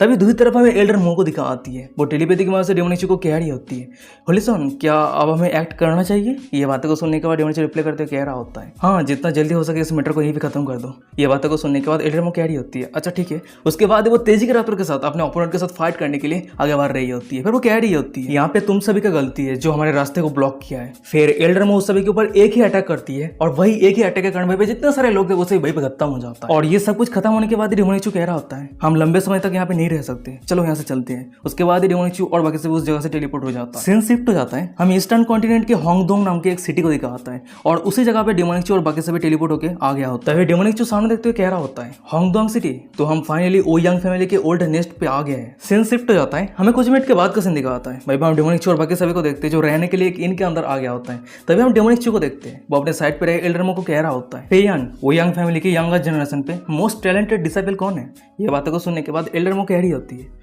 ओयांग तियांची। डेमोनिक चू कह रहा होता है अगर जिस सीक्रेट टेक्निक सच में ओयांग फैमिली के पास है तो उसने जरूर उस सीक्रेट टेक्निक को लर्न किया है, उसे यहाँ पे लेके आओ फिर सोल सर्च करो। और हाँ ये ध्यान में रखना हमारे आइडेंटिटी एक्सपोज ना। सीन शिफ्ट हो जाता है, हमें कुछ मिनट के बाद का सीन दिखाता है। भाई हम एल्डर मो को देखते हैं, वो ओयांग तियांची को लेके आ गई होती है। हमें कुछ समय के बाद का सीन दिखाता है। भाई हम एल्डर मो को देखते हैं, वो ओयांग तियांची के सोल सर्च किया होता है। फिर वो डेमोनिक चू को कह रही होती है हाँ उसने जी सीक्रेट टेक्निक कल्टिवेट किया है पर ये कंप्लीट नहीं है। ये बातों को सुनने के बाद डेमोनिक चू कह रहा होता है एक जीनियस डिसाइपल को भी कंप्लीट जी सीक्रेट टेक्निक रिसीव नहीं हुआ है, तो इसका मतलब यह है कि कंप्लीट जी सीक्रेट टेक्निक सिर्फ एक ही इंसान के पास मिल सकता है और वो है ओयांग फैमिली के एंसेस्टर। डेमोनिक चू की ये बातों को सुनने के बाद एल्डर मो कह रही होती है होलिसन क्या मैं ओयांग फैमिली के एंसेस्टर को भी यहाँ पे लेके आऊं। वाह एल्डर मो कितना तो आज्ञाकारी है यार। डेमोनिक चू कह रहा होता है उस सभी का कल्टीवेशन ऑलमोस्ट ग्रेट सेंट्रल पे है, तो ये इतना भी आसान नहीं होने वाला है। ये बातों को सुनने के बाद एल्डर मो कह रही होती है होलिसन तो अब हमें आगे क्या करना चाहिए। ये बातों को सुनने के बाद डेमोनिक चू कह रहा होता है ज्यादा कुछ नहीं, तुम सिर्फ ओयांग तियांचू के ऊपर नजर रखना और उसे इस जगह से जाने मत देना। मैं उसके भेष बदल के ओयांग फैमिली पे एंटर करूंगा, फिर उसके बाद धीरे धीरे ओयांग फैमिली के एंसेस्टर के करीब जाने का कोशिश करूंगा। फिर सीन शिफ्ट हो जाता है, हमें कुछ मिनट के बाद का सीन दिखाता है। भाई हम ओयांग फैमिली को देखते हैं और उसी जगह पे हमें डेमोनिक चू को दिखाता है जो ओयांग तियांची के भेष बदल के आ गया होता है। फिर उसके बाद ही हम डेमोनिक चू को देखते हैं जो ओयांग तियांची के मेमोरी को फॉलो करते हुए ओयांग तियांची के प्लेस पे आ गया होता है। पर तभी हमें दिखा आता है कि डेमोनिक चू के सामने एक लड़की बैठी रहती है और कपड़े बुन रही होती है। और तभी अचानक से हम उस लड़की को देखते हैं, वो अपने पीछे ओयांग तियांची के भेष में डेमोनिक चू को देखने के बाद वो पीछे मुड़ती है। तभी हमें बताया जाता है कि इस लड़की की क्या आईडी है, नाम है जू वांगरोंग और वो ओयांग तियांची की वाइफ है। उसके बाद ही वो डेमोनिक चू के करीब आते हुए कह रही होती है हस्बैंड फादर वापस लौट के आ गया है, उसने कहा है कि आप लौटने के बाद जितना जल्दी हो सके टेंपल पे जाने के लिए क्योंकि एंसेस्टर आपके लिए इंतजार कर रही है। डेमोनिक चू कह रहा होता है कि अच्छा ठीक है। उसके बाद ही वो मन में कह रहा होता है ये लड़की इस तरह के फेस क्यों बना रही है। पर तभी अचानक से उस लड़की को देखते हुए डेमोनिक चू को कह रही होती है हस्बैंड क्या आप आज रात लौट के आएंगे। ये बातों को सुनने के बाद ही डेमोनिक चू मन में कह रहा होता है ये लड़की अपने हस्बैंड को इस तरह के क्वेश्चन पूछ रही है, तो इसका मतलब यह है कि ओयांग तियांची अपनी वाइफ को प्यार नहीं करता। फिर उसके बाद ही डेमोनिक चू जगह से जाते हुए कह रहा होता है ये सब कुछ मेरे मूड के ऊपर डिपेंड करता है। सीन शिफ्ट हो जाता है, हमें कुछ मिनट के बाद का सीन दिखाता है। भाई हम डेमोनिक चू को देखते हैं जो ओयांग फैमिली के एंसेस्टर के प्लेस पे आ गया होता है। जब वो रूम के अंदर एंटर करता है हमें दिखा जाता है कि डेमोनिक चू के सामने ओयांग फैमिली के एंसेस्टर बैठी रहती है गहरी अदा के साथ। और उस औरत को देखने के बाद डेमोनिक चू मन में कह रहा होता है ओह देख के ऐसा लग रहा है कि ओयांग फैमिली के एंसेस्टर के साथ ओयांग तियांची का कुछ लग रहा है। फिर उसके बाद हम डेमोनिक चू को देखते हैं, वो ओयांग फैमिली के एंसेस्टर के सामने आते हुए कह रहा होता है एंसेस्टर आपने मुझे बुलाया क्या बात है। ये बातों को सुनने के बाद एंसेस्टर कह रही होती है तियांची 1 महीना हो गया है जो मैंने तुम्हें लास्ट टाइम देखा है, मैं तुम्हें बहुत ज़्यादा मिस कर रही थी। फिर उसके बाद ही हम एंसेस्टर को देखते हैं, वो डेमोनिक चू के बहुत ही ज़्यादा करीब आ जाती है। फिर वो अपने दोनों संतरे को डेमोनिक चू के शरीर के ऊपर रगड़ते हुए कह रही होती है अब जब तुम्हारे ग्रैंडफादर यहाँ पे नहीं है तो चलो तुम्हारे ग्रैंडमा को तुम्हें स्पॉइल करने दो। वाह वाह वाह वाह वाह क्या सीन चल रहा है। ओयांग फैमिली पे ग्रैंडमा और ग्रैंडसन के बीच में रिलेशनशिप चल रहा है, क्या बढ़िया सीन है भाई। और एंसेस्टर की ये सब कुछ बातों को सुनने के बाद डेमोनिक चू मन में कह रहा होता है ओहो मैंने एकदम सही गेस किया था, ओयांग फैमिली के एंसेस्टर और ओयांग तियांची के बीच में कुछ लफड़ा चल रहा है। फिर उसके बाद ही डेमोनिक चू कह रहा होता है एंसेस्टर आपने मुझे जो जी सीक्रेट टेक्निक सिखाई थी वो मैंने ऑलरेडी मास्टर कर लिया है, पर अब मैं ये जानना चाहता हूँ कि आप कंप्लीट जी सीक्रेट टेक्निक मुझे कब सिखाएंगे। ये बातों को सुनने के बाद एंसेस्टर एक सेक्सी फेस बनाते हुए कह रही होती है तियांची अभी तुम किस चीज को लेकर चिंता कर रहे हो, तुम्हारा कल्टिवेशन अभी बहुत ज़्यादा लो है, तो इसीलिए तुमने जितना जी टेक्निक को सिखाए वही तुम्हारे लिए काफी है। फिर उसके बाद ही अचानक से हम एंसेस्टर को देखते हैं, वो डेमोनिक चू के गले पे लटकते हुए कह रही होती है कम ऑन चलो मैं इंतजार नहीं कर सकती, चलो बेड पे चलो। एंसेस्टर की ये बातों को सुनने के बाद डेमोनिक चू कह रहा होता है मैं जब भी एंसेस्टर के साथ कल्टीवेट करता हूँ मेरा बॉडी बहुत ज़्यादा सफ़र करता है, मुझे ऐसा महसूस होता है कि मुझे निचोड़ लिया गया है, तो इसीलिए अगर मुझे पूरा जी सीक्रेट टेक्निक मिल जाता है तो शायद हो सकता है कि मेरा जो ये प्रॉब्लम है सॉल्व हो जाए। ये बातों को सुनने के बाद हमें एंसेस्टर को दिखाता है, वो अपने पास से एक जंजीर निकाल लिया होता है। फिर वो कह रहा होता है तियांची तुम नॉटी किड क्या तुम चाहते हो कि तुम्हारे एंसेस्टर तुम्हारे ऊपर फोर्स यूज करे? और सामने के नज़ारे को देखने के बाद, वो जंजीरों को देखने के बाद डेमोनिक मन ही मन में कह रहा होता है, वाओ क्या ये दोनों फोर्स प्ले करता है। फिर उसके बाद ही हम एंसेस्टर को देखते हैं, वो अपने हाथ पे रहे जंजीरों की मदद से डेमोनिक को जकड़ लिया होता है। फिर वो कह रही होती है, ये एक न्यू आइटम है, मैंने अभी अभी रिसीव किया है। ये जंजीरें जब तक तुम्हारे शरीर के ऊपर रहेगा तुम्हारा कल्टिवेशन सील हो जाएगा और तुम एक ऑर्डिनरी मॉर्टल के अलावा कुछ नहीं रहोगे। और शायद ये भी हो सकता है कि ये तुम्हारे लिए एक न्यू एक्सपीरियंस है। फिर उसके बाद ही एंसेस्टर डेमोनिची को किस करने के लिए डेमोनिची की तरफ आगे बढ़ रही होती है। फिर वो कह रही होती है, तियांची तुम अच्छे बच्चे बनो और तुम्हारे एंसेस्टर को तुम्हें किस करने दो, मैं बहुत जल्द ब्रेक थ्रू करने वाली, तो तुम तुम्हारे ग्रैंडमा को जरूर मदद करोगे, है ना अच्छे बच्चे। एंसेस्टर की ऐसा कुछ बातों को सुनने के बाद हमें डेमोनिची को दिखा होता है, वो अपना दांत पिसते मन ही मन में कह रहा होता है, अभी मेरा कल्टिवेशन सील है, अगर मैं एक्ट नहीं करता हूँ तो बहुत जल्द मैं इस औरत के हाथों पे मरने वाला हूँ। उसके बाद ही अचानक से हम डेमोनिची को देखते हैं, वो अपने पास से 3 फ्लावर डेडली पॉइजन को निकाल लिया होता है। फिर वो मन ही मन में कह रहा होता है, मुझे जितना जल्दी हो सके ये 3 फ्लावर डेडली पॉइजन की वजह से इस औरत के कल्टिवेशन को सरपास करना होगा। उसके बाद ही अचानक से हम डेमोनिची को देखते हैं, वो अपने 3 फ्लावर डेडली पॉइजन को उस एंसेस्टर के मुंह पे भर दिया होता है और थोड़ा नीचे रहता तो उस एंसेस्टर के गांड में घुस जाता। पर तभी हमें दिखा होता है कि उस डेडली पॉइजन के कारण एंसेस्टर की कल्टिवेशन सरपास हो जाती है और कल्टिवेशन सरपास होने के बाद हमें दिखा होता है कि उस एंसेस्टर की असली फेस रिवील हो जाती है। उसकी फेस एक बुढ़ी औरत की जैसी रहती है। पर हम एंसेस्टर को देखते वो तेजी की रफ्तार के साथ एक टेक्निक यूज करते हुए अपने फेस को छुपा लेती है, पर डेमोनिची की नजर में वो फेस रिवील हो जाता है। फिर वो मन ही मन में कह रहा होता है, होली काऊ ये मैंने क्या देख लिया, ये तो एक बुढ़ी औरत है, किस्मत से मैंने खुद को रोक के रखा था। पर तभी हम एंसेस्टर को देखते हैं, वो बहुत ज्यादा गुस्से में रहती है। वो डेमोनिची को चिल्लाते हुए कह रही होती है, तो तुम तियांची नहीं हो तो तुम कौन हो? डेमोनिची कह रहा होता है, मुझे सनी बॉय करके बुला सकते हो। ये बातों को सुनने के बाद हमें एंसेस्टर को दिखाती है, वो तो और भी ज्यादा गुस्सा हो जाती है। फिर वो चिल्लाते हुए कह रही होती है, बच्चे तूने मुझे ट्रिक करने का कोशिश किया है। डेमोनिची कह रहा होता है, अगर मैं एक्ट नहीं करता तो पता नहीं तेरी जैसे एक बुढ़ी औरत मेरे साथ क्या करता। भाई पे एंसेस्टर चिल्लाते हुए कह रही होती है, तेरा गोल जी सिगरेट टेक्निक है ना? तू कौन है? तुझे जी सिगरेट टेक्निक के बारे में कैसे पता चला? डेमोनिची कह रहा होता है, बुड्ढी गांड क्या तुझे जाव फैमिली के बारे में याद है? ये बातों को सुनने के बाद में उस एंसेस्टर को दिखाती है, वो तो बहुत ज्यादा शॉक हो जाती है। शॉक होती है, कहती कि क्या तू जाव फैमिली का बचा हुआ मेंबर है?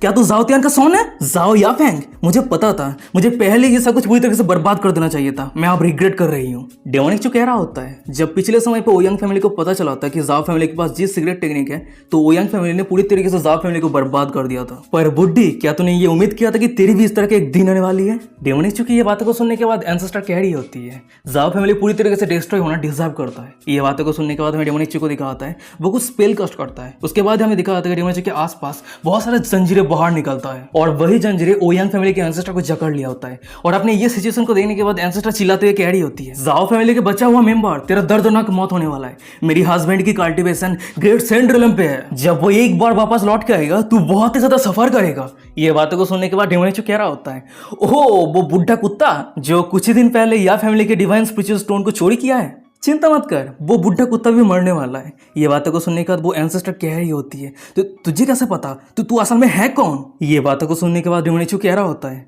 अगर तुझे नहीं पता कि मैं कौन हूं तो तुझे मेरे साथ ऐसा कुछ भी नहीं करना चाहिए था। अच्छा ठीक है बुड्ढी गांड, तेरी जो जी सिगरेट टेक्निक है वो मुझे हैंड ओवर कर। और डेमोनिक को इतना कड़ी बताओ देखने के बाद हमें एंसेस्टर को दिखाती है, वो थोड़ी घबरा जाती है। फिर वो अपनी कांपती आवाज में कह रही होती है, तो तुम मेरे साथ क्या करना चाहता है? ये बातों को सुनने के बाद डेमोनिक कह रहा होता है, सिंपल सी बात है, अगर तू मुझे जी सिगरेट टेक्निक हैंड ओवर नहीं करती है तो मैं तेरी सोल सर्च करूंगा। डेमोनिक की ये सब कुछ बातों को सुनने के बाद भी हमें एंसेस्टर को दिखाती है, वो कुछ नहीं कहती है। ये देखने के बाद हम डेमोनिक को देखते हैं, वो एंसेस्टर के फोरहेड पे कुछ टेक्निक यूज करते हुए एंसेस्टर के सोल सर्च करने लगता है और कुछ ही सेकंड के अंदर ही डेमोनिक को कंप्लीट जी सिगरेट टेक्निक मिल जाता है। और जी सिगरेट टेक्निक लर्न करने के बाद ही हमें डेमोनिक को दिखाता है, उसका स्ट्रेंथ बहुत जल्दी से इंप्रूव होने लगता है। फिर वो मन में कह रहा होता है, ओहो तो यही जी सिगरेट टेक्निक का पावर है। इस सिगरेट टेक्निक की वजह से जब मैं ताइची इंस्टेंट स्टार्ट पे जाऊंगा तो उस जगह पे सर्वाइव करने का चांस मेरा बहुत ज्यादा इंक्रीज हो जाएगा और मेरा कल्टिवेशन फ्यूचर में लेजर सेंट पे ब्रेक थ्रू होने से पहले मेरे फाउंडेशन को और भी ज्यादा स्ट्रॉन्ग बनाने की जरूरत है। फिर उसके बाद ही हम डेमोनिक को देखते हुए एंसेस्टर को कह रहा होता है, हे बुड्ढी गांड, तेरी फैमिली ने या फैमिली से जो डिवाइन स्टोन को चोरी किया था वो कहाँ पे है? एंसेस्टर कह रही होती है, क्या तुझे सच में लगता है कि मैं तुझे बताऊंगी? ये बातों को सुनने के बाद हमें डेमोनिक को आता है, वो जबरदस्ती एंसेस्टर के मुंह पे कुछ भर देता है और कुछ खिला देता है। यार क्या जरूरत था डेमोनिक के साथ पंगा लेने का? पता होना चाहिए कि डेमोनिक कितना तक खतरनाक इंसान है, सॉरी कितना खतरनाक डिमन है। डेमोनिक एंसेस्टर को कह रहा होता है, अच्छा ठीक है चल देखते हैं कि कौन टॉप पे आने वाला है, मेरा पॉइजन या फिर तेरी मुंह। पर तभी अचानक से हम एंसेस्टर को देखते हुए डेमोनिक के उस पॉइजन को खाने के बाद वो अजीब सा हरकतें करने लगती है। अजीब सा हरकतें करते हुए हंसते हुए कह रही होती है, ये क्या हो रहा है, तूने मेरे साथ क्या किया है? डेमोनिक कह रहा होता है, ये मेरा बनाया हुआ यान यांग जॉय पॉइजन है, ये मैटर नहीं करता कि तेरी कल्टिवेशन कितना ज्यादा हाई है, जब तक तू पूरी तरीके से खत्म नहीं हो जाती है तब तक तेरी शरीर गर्म होती रहेगी। और तेरी होल पुरुषों के डंडे को घुसाने के लिए तड़पती रहेगी। और डेमोनिक चूंकि ये सब कुछ बातों को सुनने के बाद हमें एंसेस्टर को दिखाती है, उसकी पूरी शरीर तड़पने लगती है डंडे के लिए। वो अपनी कांपती आवाज में डेमोनिक चू को कह रही होती है, तो तू चोर कहीं के डिस्केपेबल ह्यूमन, मुझे एंटीडोट दे। पर हम डेमोनिक चू को देखते हैं, वो एंसेस्टर को इग्नोर करते हुए एक साइड पे चला जाता है और साइड पे एक बोटम को दबाता है। उसके बाद ही हमें दिखाता है कि एक दीवार ओपन हो जाता है और वही दीवार के अंदर डिवाइन स्पिरिचुअल स्टोन रहता है। और ये देखने के बाद डेमोनिक चू कह रहा था कि ओ तू मेरा डिवाइन स्पिरिचुअल स्टोन यहाँ पे है। ये बातों को सुनने के बाद अपना एंसेस्टर कांपती आवाज में कह रही होती है, हाँ तेरा डिवाइन स्पिरिचुअल स्टोन वहीं पे है, तो प्लीज मुझे एंटीडोट दे। डेमोनिक चू कह रहा था कि क्या यहाँ पे 40 मिलियन डिवाइन स्पिरिचुअल स्टोन क्यों है, यहाँ पे तो 60 मिलियन होना चाहिए था, बाकी कहाँ पे गया। डेमोनिक चू की ये बातों को सुनने के बाद एंसेस्टर अपनी कांपती आवाज में कह रही होती है, मेरी ब्रेक थ्रू के लिए सप्लीमेंट के तौर पे मैंने 20 million divine spiritual stone use कर लिया है। गाइस खत्म, वो बुड्ढी खत्म। डेमोनिक चू के प्रॉपर्टी पे कोई हाथ रख दिया है तो इसका मतलब उसका एंड बहुत ही बुरा होने वाला है। तभी एंसेस्टर की ये सब कुछ बातों को सुनने के बाद हमें डेमोनिक चू को दिखाता है, वो तो बहुत ही ज्यादा गुस्सा हो जाता है। फिर वो चिल्लाते हुए कह रहा होता है, तू सेमलेस बुड्ढी गांड, तू मेरे चीज को यूज करके ब्रेक थ्रू कर रही है। एंसेस्टर कह रही होती है, तो तुम मेरी पॉइजन को क्योर कर दो, मैं तुम्हें बाकी का डिवाइन स्पिरिचुअल स्टोन दे दूंगी। पर हम डेमोनिक चू को देखते हुए एंसेस्टर के मुंह पे एक मुक्का मारते हुए चिल्लाते हुए कह रहा होता है, बुड्ढी भोसड़ी वाली दफा हो जाए यहाँ से। उसके बाद हम डेमोनिक चू को देखते हुए उस जगह से जाने लगता है। जाते हुए कह रहा होता है, बुड्ढी भोसड़ी वाली खुद का ख्याल रखना, मैं अभी जा रहा हूँ। और हाँ, रात पे तेरे लिए एक बहुत ही बढ़िया शो इंतजार कर रही है, ठीक है, वो देखने के लिए तैयार रहना। सीन शिफ्ट हो जाता है, दूसरे दिन सुबह का सीन दिखाता है। भाई बाम डेमोनिक चू को देखते हुए एक जगह पे खड़ा रहता है और उसी के सामने वो यंग तियानची के फादर रहता है। वो डेमोनिक चू को कह रहा होता है, तियानची क्या एंसेस्टर ने हमने ब्रेक थ्रू के बारे में कुछ बताई है। ये बातों को सुनने के बाद डेमोनिक चू कह रहा होता है, आज रात एक बैंक्वेट होने वाला है और इसी बैंक्वेट पे एंसेस्टर ब्रेक थ्रू करने से पहले सभी चिल्ड्रन से मिलना चाहती है। डेमोनिक चू की ये बातों को सुनने के बाद हमें ओ यंग तियानची के फादर को दिखाता है। वो तो बहुत ही ज्यादा खुश हो जाता है। खुश होते उस जगह से जाते हुए कह रहा होता है, ये तो बहुत अच्छी बात है, मैं सभी को इस न्यूज के बारे में बता के आता हूँ। बहुत जल्द हमारे ओ यंग फैमिली पे 2 ग्रेट सेंट डिलम के कल्टिवेटर का जन्म होने वाला है। और वही पीछे हमें डेमोनिक चू को दिखाता है। वो सामने देखते हुए एक छोटा सा स्माइल करता है। फिर वो मन में कह रहा होता है, जब ओ यंग फैमिली के सभी मेंबर एक जगह इकट्ठा हो जाएगा तब मैं मेरे हिसाब को चुकता करूंगा। तभी सीन शिफ्ट हो जाता है। हमें कुछ घंटों के बाद का सीन दिखाता है। हमें दिखाता है कि रात हो गया है और वहीं पे हम ओ यंग फैमिली को देखते हैं और उसी जगह पे बैंक्वेट शुरू होने वाला है। वहीं पे बहुत सारे लोग इकट्ठा हुआ रहता है। तभी एक रूम के अंदर रहे डेमोनिक चू और एल्डर मो को दिखाती है। वो दोनों मिलकर सामने के नजारा को देख रहा होता है। तभी डेमोनिक चू कह रहा होता है, ऑलमोस्ट सभी एक जगह पे इकट्ठा हो गया है। फिर उसके बाद वो साइड पे रहे एल्डर मो को कह रहा होता है, फेयन अगर कोई गलती से एक्सीडेंट हो जाता है तो मेरे हाथ पे रहे काप को मैं तोड़ दूंगा और तुम इसे सिग्नल के तौर पे समझ लेना, ठीक है। डेमोनिक चू की ये बातों को सुनने के बाद एल्डर मो कह रही होती है, अच्छा ठीक है, और हाँ होलीसॉन संभाल के रहना। सीन शिफ्ट हो जाता है। हमें कुछ मिनट के बाद का सीन दिखाता है। भाई हम ओ यंग फैमिली के अंदर का सीन देखते हैं। भाई हम देखते हैं कि लड़कियां डांस कर रही होती है, लोग खाना खा रहा होता है। तभी हम एक जगह पे डेमोनिक चू को देखते हैं जो ओ यंग तियानची के भेस बदल के बैठा रहता है। उसी के सामने एक बंदे को देखते हैं जो डेमोनिक चू को कह रहा होता है, ब्रदर तियानची मैंने सुना है कि एंसेस्टर ने ह्यूज अमाउंट के रिसोर्सेस हासिल किया है। ये बातों को सुनने के बाद डेमोनिक चू कह रहा होता है, 13 ब्रदर मैं तुम्हारी बातों को समझ पा रहा हूँ, पर चिंता मत करो, मैं एंसेस्टर को बोल के तुम्हारा शेयर मैं तुम्हें दे दूंगा। ये बातों को सुनने के बाद वो बंदा कह रहा होता है, सच में ब्रदर तियानची बहुत ज्यादा जेनोरियस है, बहुत ज्यादा काइंड है। वैसे ब्रदर तियानची एंसेस्टर अभी तक आई क्यों नहीं है, आप एंसेस्टर को बुलाते क्यों नहीं हो। डेमोनिक चू कह रहा होता है, अच्छा ठीक है मैं लेके आता हूँ। सीन शिफ्ट हो जाता है। हमें कुछ मिनट के बाद का सीन दिखाता है। भाई डेमोनिक चू को देखते वो ओ यंग फैमिली के एंसेस्टर को पकड़ के रगड़ते रगड़ते लेके आ गया होता है। फिर वो कह रहा होता है, चलो चलो तुम सभी का एंसेस्टर यहाँ पे आ गया है। तभी हम ओ यंग फैमिली के एंसेस्टर को देखते हैं जो डेमोनिक चू के 3 फ्लावर पॉइजन के कारण उसकी असली फेस रिवील हो गई है। उसकी फेस बिना हवा के बैलून के जैसी लग रही होती है। और एंसेस्टर की ये हालत को देखने के बाद भाई जितने सारे लोग थे वो सभी बहुत ज्यादा शॉक हो जाता है। शॉक होते क्या होता है कि एंसेस्टर की ऐसी हालत कैसे हो गई। भाई पे एक दूसरा बंदा कह रहा था कि तियानची तूने क्या किया है, एंसेस्टर को जाने दे। फिर उसके बाद हम देखते कि बहुत सारे लोग मिलकर डेमोनिक चू के ऊपर अटैक करने के लिए आगे बढ़ रहा होता है। और अचानक से हम डेमोनिक चू को देखते हैं, वो अपने पास से एक बोतल को निकाल लिया होता है और वही बोतल को सामने तोड़ देता है और उस बोतल के अंदर से बहुत सारा पॉइजन गैस निकालने लगता है। ये देने के बाद जितने सारे लोग थे बहुत जोर जोर से चिल्लाते हुए कह रहा होता है, अरे ये तो पॉइजन है, जल्दी से अपने ब्रेथ को क्लोज करो। भाई डेमोनिक चू कह रहा होता है, ये इस तरह के पॉइजन नहीं है जो तुम सभी के टेक्निक की मदद से इस पॉइजन को अवॉइड कर सकते हो, ये एक डेडली पॉइजन है। फिर उसके बाद ही हमें दिखाया था कि पॉइजन के क्लोज जितने सारे लोग आए थे वो सभी वहीं पे खत्म हो जाता है और साइड पे जितने सारे लोग सामने के नजारा को देख रहा होता है वो सभी शॉक हो गया होता है। सभी अपनी आंख फाड़ के सामने के नजारा को देख रहा होता है पर कुछ कर नहीं पा रहा होता है। पर अचानक से हम डेमोनिक चू को देखते हैं, वो एक सिगरेट टेक्निक यूज करता है। फिर वो मन में कह रहा होता है, सभी एक दूसरे को मारना शुरू करो। और डेमोनिक चू के उस टेक्निक की वजह से हमें दिखा था कि भाई जितने सारे लोग थे वो सभी एक दूसरे को मारना शुरू कर देता है। तभी हम डेमोनिक चू को देखते हैं, वो अपने साइड पे रहे एंसेस्टर को कह रहा होता है, बुड्ढी गांड मैं तुझे कल जो अच्छी शो के बारे में बात कर रहा था ना, यही शो है, ये बहुत ही बढ़िया शो है ना।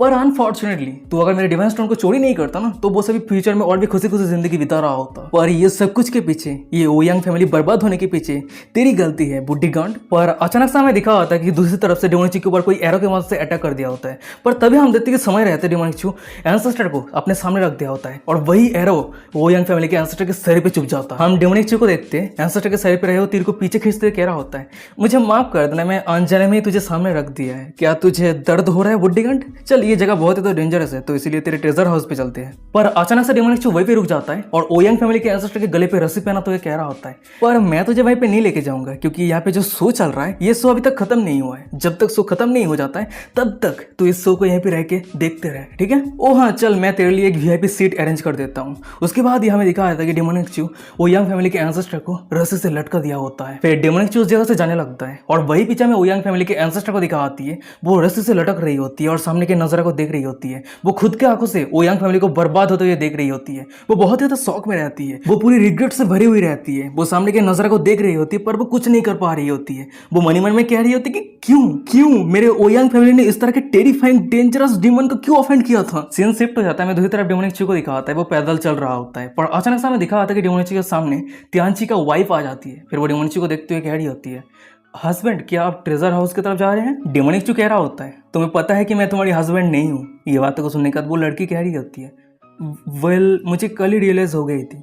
ओयांग तियांची की आंखें कोल्ड और उदासीन से भरा हुआ है, पर सर आपकी आंखें प्राइडफुल और डोमिनेटिंग है। डेमोनिक कह रहा होता है, ओ प्राइडफुल और डोमिनेटिंग, जब तुम बता सकते हो कि मैं यांग तियांची नहीं हूँ तो तुमने मुझे एक्सपोज क्यों नहीं किया? वो लड़की कह रही होती है, मैं चाहती थी कि ओयांग फैमिली पूरी तरीके से डिस्ट्रॉय हो जाए और आपके साथ मिलकर मैं काम करना चाहती थी, पर आपने पहले ही एक्शन लेना शुरू कर दिया। वैसे सर क्या आपको पता है कि मैं आपके लिए यहाँ पे क्यों इंतजार कर रही थी? ये बातों को सुनने के बाद डेमोनिक कह रहा होता है, क्यों? वो लड़की कह रही होती है, ओयांग फैमिली के ट्रेजर हाउस पे कुछ है जो मैं ढूंढना चाहती हूँ। वो चीज मिलने के बाद अगर आप मुझे मारना चाहते हैं तो आप मुझे मार सकते हैं, मैं कोई भी रेसिस्ट नहीं करूंगी। डेमोनिक कह रहा होता है, अच्छा तो वैसे क्या मैं जान सकता हूँ कि उस ट्रेजर हाउस पे क्या चीज़ है? वो लड़की कह रही होती है, मेरी सिस्टर की कॉर्प्स। सर आप जरूर जानना चाहते हैं कि उस ट्रेजर हाउस पे कॉर्प्स क्यों है? ये बातों को सुनने के बाद डेमोनिक को दिखाता है, वो अपने हाथ को आगे करते हुए कह रहा होता है, मैं नहीं जानना चाहता। और डेमोनिक के हाथ को आगे करता हुआ देखने के बाद हमें उस लड़की को दिखाती है, वो डर जाती है। फिर वो मनी मन में कह रही होती है, ये किस तरह का इंसान है? मैं मेरी प्लान को रिवील कर दिया है पर फिर भी वो मुझे मारना चाहता है। उसके बाद ही वो लड़की डरते हुए डेमोनिक को कह रही होती है,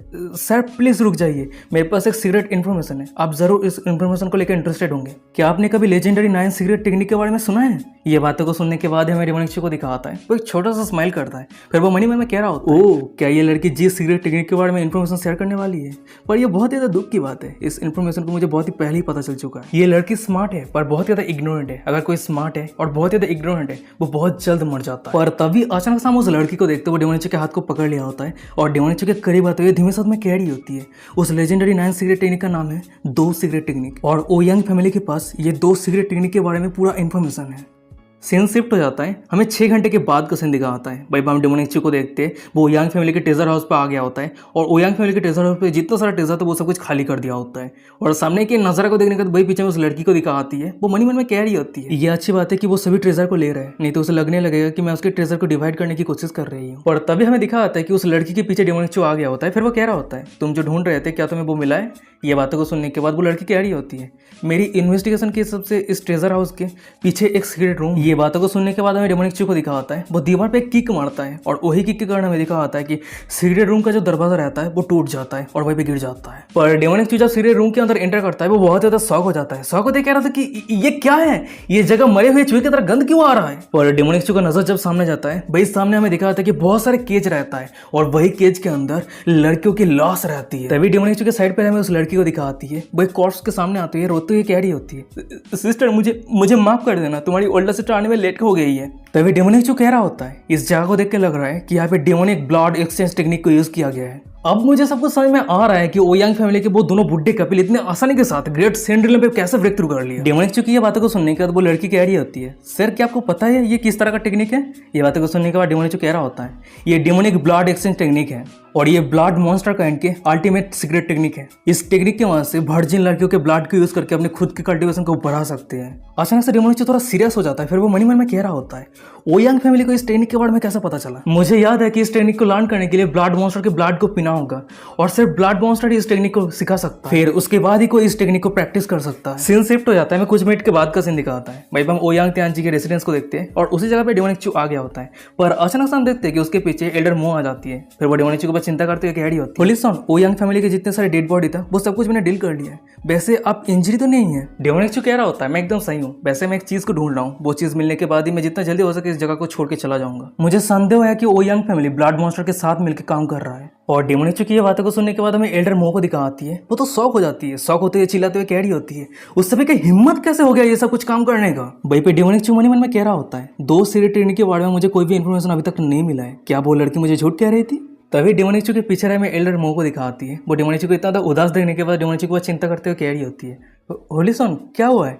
ये बातों को सुनने के बाद हमें डेमोनिक चू को दिखाता है। वो अचानक से एल्डर मो के कमर पे हाथ रखते हुए एल्डर मो को अपने तरफ खींच लेता है। फिर वो कह रहा होता है चिंता मत करो, मैं स्ट्रांग बनना चाहता हूँ, पर मैं इतना भी अंधा नहीं हूँ कि पावर के चक्कर में लोगों को मारना शुरू कर दूँ और अपना होश खो बैठूँ। तो इसीलिए अगर तुम सोच रही हो कि मैं ब्लड सीक्रेट टेक्निक को लर्न करने वाला हूँ तो ऐसा कुछ भी नहीं है, ठीक है।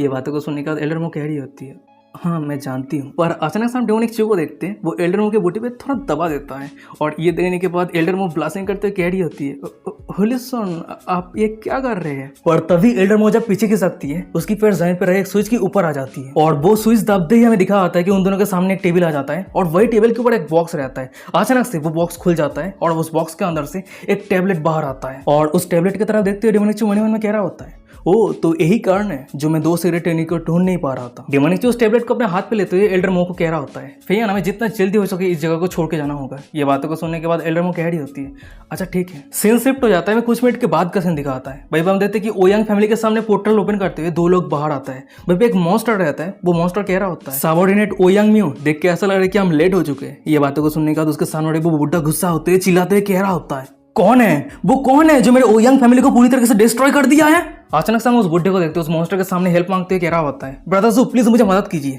मैं चाहता हूं कि मेरे फैमिली को जिसने डिस्ट्रॉय किया है वो दर्दनाक मौत सफर करे। तभी हमें बताया था कि इन दोनों का आइडेंटिटी क्या है। मॉन्स्टर का नाम है ब्लड मॉन्स्टर जू और उसका कल्टीवेशन ग्रेट सेंडुलम पे है और उस बुड्ढे का नाम है ओयांग म्यू और वो ओयांग फैमिली का एंसेस्टर, उसके साथ ही साथ वो बुड्ढे की हस्बैंड है। हम उस मॉन्स्टर को देखते हैं, उस बुड्ढे की बातों को सुनने के बाद कह रहा होता है जिस इंसान ने तुम्हारी ओयांग फैमिली को बर्बाद किया है वो इंसान बहुत ही ज्यादा स्मार्ट है, वो अपने एक्शन लेने से पहले तुम्हारी ओयांग फैमिली के ताईची का भेष बदल के ओयांग फैमिली पे एंटर किया था, तो उसके रियल आइडेंटिटी को ढूंढना मुश्किल होने वाला है। और सिर्फ इतना ही नहीं, वो यहाँ पे 7th grade trap formation use करके इस जगह के टाइम और स्पेस को डिस्टर्ब किया है। पर तभी अचानक से उस मॉन्स्टर को कुछ रियलाइज होता है, फिर वो शॉक होते कह रहा था कि अरे रुक जाओ, टाइम और स्पेस को डिस्टर्ब किया है। सबऑर्डिनेट ओयांग म्यू देख के ऐसा लग रहा है कि हम सभी का सीक्रेट एक्सपोज हो गया है। वो सभी जरूर सीक्रेट रूम के अंदर एंटर किया है और वही सीक्रेट रूम पे सभी कॉर्ड्स को देखने के बाद उसने गेस कर लिया है कि हमारे मॉन्स्टर के साथ तुम्हारा कनेक्शन है। ये बातों को सुनने के बाद हमें उस बुड्ढे को दिखाता है, वो बहुत ही ज्यादा शॉक हो जाता है। शॉक होते हुए अपने कांपते हुए कह रहा था कि अगर ऐसी बात है तो अब हमें आगे क्या करना चाहिए। ये बातों को सुनने के बाद वो मॉन्स्टर कह रहा होता है अच्छा ठीक है तुम पहले शांत हो जाओ, पैनिक होने की कोई जरूरत नहीं है। वैसे ओयांग फैमिली के बहुत सारे कॉर्प्स मिसिंग है, इसका मतलब ये है कि वो सभी कॉर्प्स को वाइड पे फेंक दिया गया है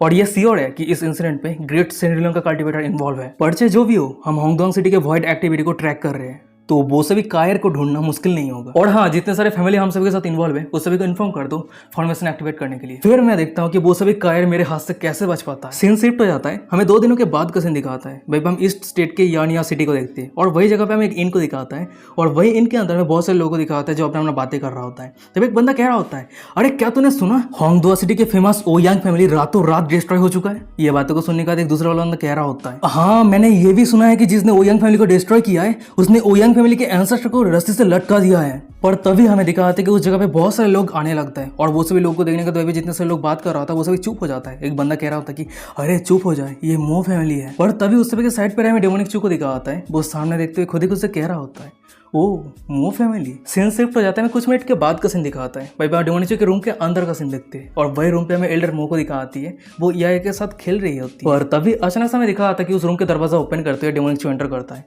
और डेमोनिक चू को देखने के बाद एल्डर मो कह रही होती है होली सन, बाहर का सिचुएशन अभी कैसा है? डेमोनिक चू कह रहा होता है सिचुएशन बहुत ही ज़्यादा कॉम्प्लिकेटेड है। सिर्फ ओयांग फैमिली नहीं, बहुत सारे फैमिली है जो ब्लड मॉन्स्टर के साथ मिलकर काम कर रहा है। डेमोनिक चू की ये बातों को सुनने के बाद एल्डर मो कह रही होती है, क्या मैं उस सभी के अटेंशन को अपनी तरफ खींच लूँ और इस अपॉर्चुनिटी का फायदा उठा के आप और या साउथ इंडियन पे चले जाऊँ? डेमोनिक चू कह रहा होता है, फेयन क्या तुम्हें पता है तुम्हारी इस एक्शन का क्या परिणाम होने वाला है? ये बातों को सुनने के बाद एल्डर मो कह रही होती है, हाँ मुझे पता है मेरी मौत हो जाएगी, पर मैं इतना भी बुद्धू नहीं हूँ कि मैं उस सभी के साथ हेड ऑन फाइट करूंगी। जब मुझे मौका मिलेगी तब मैं ताइजू होली ग्राउंड की तरफ भागने की कोशिश करूंगी और मैं जब एक बार ताइजू होली ग्राउंड पे पहुंच जाऊंगी मैं पूरी तरीके से सेफ रहूंगी। ये सब कुछ बातों को सुनने के बाद हमें डेमोनिक चू को दिखा आता है। वो एल्डर मो के फोरहेड पे फ्लिक करते हुए कह रहा होता है, स्टूपिड ओमेन तुम्हें किसने कहा है कि इतना बड़ा रिस्क लेने के लिए? ताइजू होली ग्राउंड की तरफ जो भी जा रहा है वो सभी मॉन्स्टर नजर रख रहा है और तुम तो ग्रेट सेंट ड्रिलर का कल्टिवेटर हो, वो सभी एक ही नजर में तुम्हें नोटिस कर लेगा। डेमोनिक चू की ये सब कुछ बातों को सुनने के बाद हमें एल्डर मो को दिखाती है। वो अपनी मुंह फुलाते हुए क्यूट फेस बनाते हुए कह रही होती है, होली सन मुझे पता है, पर वैसे अगर हम चाहे होली ग्राउंड के साथ कम्युनिकेट करने के लिए तो भी नहीं होगा क्योंकि लॉन्ग रेंज कम्युनिकेशन पॉसिबल नहीं है। क्या हम कुछ समय के लिए यहाँ पे छुपे नहीं रह सकते? ये बातों को सुनने के बाद डेमोनिक चू कह रहा होता है, बिल्कुल भी नहीं, अगर वो सभी हम सबके साथ खेलना चाहता है तो हम भी उस सबके साथ खेलेंगे। फिर उसके बाद ही अचानक से हम डेमोनिक चू को देखते वो एल्डर मो के करीब आते हुए कान में आके धीमे में कह रहा होता है, फेयन अभी मैं तुम्हें जो चीज के बारे में बताने वाला हूँ तुम बाहर जाके वो चीज को खरीद के ले आना, ठीक है? उसके बाद ही डेमोनिक चू वो सभी चीजों के नाम को बता देता है और वो सभी नाम को सुनने के बाद एल्डर मो कह रही होती है, क्या तुम वो सभी इंग्रेडिएंट को यूज करके पॉइजन बनाना चाहते हो? ये बात को सुनने का डेमोनिक चू कह रहा होता है, एकदम सही कहा। सीन शिफ्ट हो जाता है, हमें कुछ दिनों के बाद का सीन दिखाता है। भाई हम एक सीक्रेट रूम को देखते हैं और वही रूम के अंदर हमें ब्लड मॉन्स्टर और उसके साथ ही साथ ओयांग फैमिली के एंसेस्टर को दिखाता है। वो दोनों बैठ रहता है। तभी अचानक से ओयांग फैमिली के एंसेस्टर कह रहा होता है, ब्रदर्स बहुत ही लंबे समय हो गए हैं पर अभी तक हमने काल्फेट को ढूंढ नहीं पाए, क्या हो सकता है कि वो सब ईस्टर्न स्टेट पे चला गया है? ये बातों को सुनने के बाद ब्लड मॉन्स्टर कह रहा होता है, अरे तुम कुछ ज्यादा ही चिंता कर रहे हो, ईस्टर्न कॉन्टिनेंट के बॉर्डर पे मेरे लोग गार्ड दे रहे हैं तो उस सभी के आंखों से बच के जाना ये बहुत ही ज्यादा मुश्किल है। फिर उसके बाद ही हम ब्लड मॉन्स्टर को देखते हैं जो अपने रिकॉर्ड क्रिस्टल के मदद से एक इमेज को दिखाते हुए ओयांग फैमिली के एंसेस्टर को कह रहा होता है, कुछ ही दिन पहले ये दोनों काफिल ने एक छोटी सी लड़की को लेकर साउथर्न कॉन्टिनेंट से ईस्टर्न कॉन्टिनेंट पे आया था और वो दोनों काफिल सीलियंग सिटी पे एंटर करने के बाद ही बहुत सारे लोगों के साथ फाइट किया था और किसी ने ये भी गेस किया था कि उस औरत की कल्टिवेशन ग्रेट सेंट ड्रिलम पे है। वैसे मैं भी ये गेस कर रहा हूँ, वो दोनों काफिल ईस्टर्न कॉन्टिनेंट पे आने के बाद ही दूसरे दिन ही ओयांग फैमिली पूरी तरीके से डिस्ट्रॉय हो गया। क्या ये कोई कोइंसिडेंस है? ये बातों को सुनने के बाद ओयांग फैमिली के एंसेस्टर कह रहा होता है, वो दोनों साउथ इंडियन से आया है। अगर बात करें साउथ इंडियन पे किसी भी फोर्स को ऑफेंड करने की तो वो है या फैमिली और ताइजू होली ग्राउंड। ये बातों को सुनने के बाद ब्लड मॉन्स्टर कह रहा होता है, अगर ये दोनों कपिल वो दोनों फोर्स से बिलोंग करता है तो ये हमारे लिए थोड़ा बहुत मुसीबत होने वाला है। सिर्फ तुम ही नहीं, यहाँ तक कि त्यान फैमिली, मू फैमिली, यांग फैमिली, चू फैमिली, वो सभी फैमिली का सीक्रेट रिवील हो जाएगा कि वो सभी फैमिली हमारे ब्लड मॉन्स्टर के साथ जुड़ा हुआ है। ब्लड मॉन्स्टर की ऐसा कुछ बातों को सुनने के बाद हमें ओयांग फैमिली के एंसेस्टर को दिखाता है। वो बहुत ज्यादा पैनिक होने लगता है, हमने जगह से उठते कह रहा होता है, ब्रदर्स मैं शांति से और बैठ नहीं सकता, मैं उस सभी को ढूंढने के लिए जा रहा हूँ। फिर उसके बाद ही हम देखते कि ओयांग फैमिली के एंसेस्टर उस जगह से जाने लगता है और वही पीछे में ब्लड मॉन्स्टर को दिखाता है। वो ओयांग फैमिली के एंसेस्टर को जाते हुए देख रहा होता है। फिर वो एक छोटा सा स्माइल करते हुए मन मन में कह रहा होता है, ये ओयांग फैमिली के एंसेस्टर मरने से पहले उसके सीक्रेट टेक्निक को मुझे हासिल करना ही होगा। अगर वो सीक्रेट टेक्निक में हासिल कर लेता हूँ तो मैं बहुत ही बड़ा फॉर्चून कमा लूंगा। और तभी अचानक से हमें दिखा होता है कि उस रूम से ओयांग फैमिली के एंसेस्टर के जाने के बाद उस जगह पे और एक दूसरा मॉन्स्टर आ गया होता है। फिर वो सामने देखते हुए ब्लड मॉन्स्टर को कह रहा होता है, प्यांजू तुम किस तरह के प्लान बना रहे हो? ये बातों को सुनने के बाद ब्लड मॉन्स्टर कह रहा होता है, ओह ये तो लॉर्ड ऑफ थाउजेंड फेस है। उसके बाद ही हमें लॉर्ड ऑफ थाउजेंड फेस को दिखाया जाता है। अरे रुक जाओ, हमें जो पहले लॉर्ड ऑफ थाउजेंड फेस को दिखाया गया था वो एक बंदा था ना, वो लड़की कैसे बन गई? तभी ब्लड मॉन्स्टर कह रहा होता है, लॉर्ड ऑफ थाउजेंड फेस तुम्हारी बॉडी को चेंज किया है, इम्प्रेसिव। ये बातों को सुनने के बाद लॉर्ड ऑफ थाउजेंड फेस कह रहा होता है, ये किस्मत की बात है कि लेडी बटरफ्लाई ने मुझे मदद किया था, नहीं तो मैं कभी रिकवर नहीं हो पाता। तभी ब्लड मॉन्स्टर कह रहा होता है, कितना तो एम्बेरेसिंग है, मैंने सुना था कि एक सोडिलम के कल्टिवेटर ने तुम्हें ट्रिक कर दिया था और तुम ऑलमोस्ट उसके हाथों पे मर गए थे। ये बातों को सुनने के बाद लॉर्ड ऑफ थाउजेंड फेस कह रहा होता है, हंसने की कोई जरूरत नहीं है, अगर तुम उसे फेस करते हो तो तुम्हारा हालत मेरे से भी बुरा होने वाला है। ये बातों को सुनने के बाद ब्लड मॉन्स्टर कह रहा होता है, वो लो लेवल के कल्टिवेटर मुझे क्या ही कर सकता है, मैं एक ही थप्पड़ पे उसे मार दूंगा। ये बातों को सुनने के बाद लॉर्ड ऑफ थाउजेंड फेस कह रहा होता है, अच्छा अगर मौका मिलता है तो ट्राई करके देखना। उसके बाद ही अचानक से लॉर्ड ऑफ थाउजेंड फेस को याद आने लगता है कि डेमोनिक चू कैसे उसके गांड के पीछे पड़ा हुआ था और ऐसा ही हालत ब्लड मॉन्स्टर के साथ भी होने वाला है। सीन शिफ्ट हो जाता है, हमें ईस्टर्न कॉन्टिनेंट के लिंग फेंग सिटी को दिखाता है और वही जगह पे डेमोनिक चू आ गया होता है। तभी हम डेमोनिक चू को देखते हैं, वो अपने पास से एक रिकॉर्ड क्रिस्टल को निकालते हुए सभी को अनाउंस करते कह रहा होता है, सभी लोग, सभी भाइयों मेरे बातों को ध्यान से सुनो, आप लोगों ने जरूर सुना होगा कि ओयांग फैमिली रातों रात पूरी तरीके से डिस्ट्रॉय हो गया है और आज मैं आप सभी को बताने वाला हूँ ओयांग फैमिली को डिस्ट्रॉय करने वाला कोई और नहीं मैं हूँ। डेमोनिक चू की ऐसा कुछ बातों को सुनने के बाद भाई पे जितने सारे लोग थे वो सभी बहुत ज्यादा शॉक हो जाता है। एक बंदा शॉक होते कह रहा था कि क्या ओयांग फैमिली को डिस्ट्रॉय करने वाला बंदा यही है। भाई पे एक दूसरा बंदा कह रहा होता है क्या इसको नहीं पता कि बहुत सारे पावरफुल फैमिली उसे ढूंढ रहे हैं। तब एक तीसरा बंदा कह रहा होता है ये बंदा खुद को रिवील करने का हिम्मत कैसे किया है, क्या ये बंदा पागल हो गया है। और तभी हम डेमोनिक चू को देखते हैं वो उस सभी के डाउट को क्लियर करते हुए कह रहा होता है शायद आप लोगों को नहीं पता कि मैंने ओयांग फैमिली को डिस्ट्रॉय क्यों किया है, पर चिंता मत करना आज आप सभी के सामने मैं सब कुछ सच रिवील करने वाला हूँ। फिर उसके बाद हम डेमोनिक चू को देखते हैं अपने हाथ पे जो रिकॉर्ड क्रिस्टल रहता है उस क्रिस्टल को ऑन कर दिया होता है और ऑन करने के बाद ही वो सभी बंदों के सामने एक इमेज आ गया होता है और वहीं पे इमेज रहता है कि वहीं पे बहुत सारा केज रहता है और वही केज के अंदर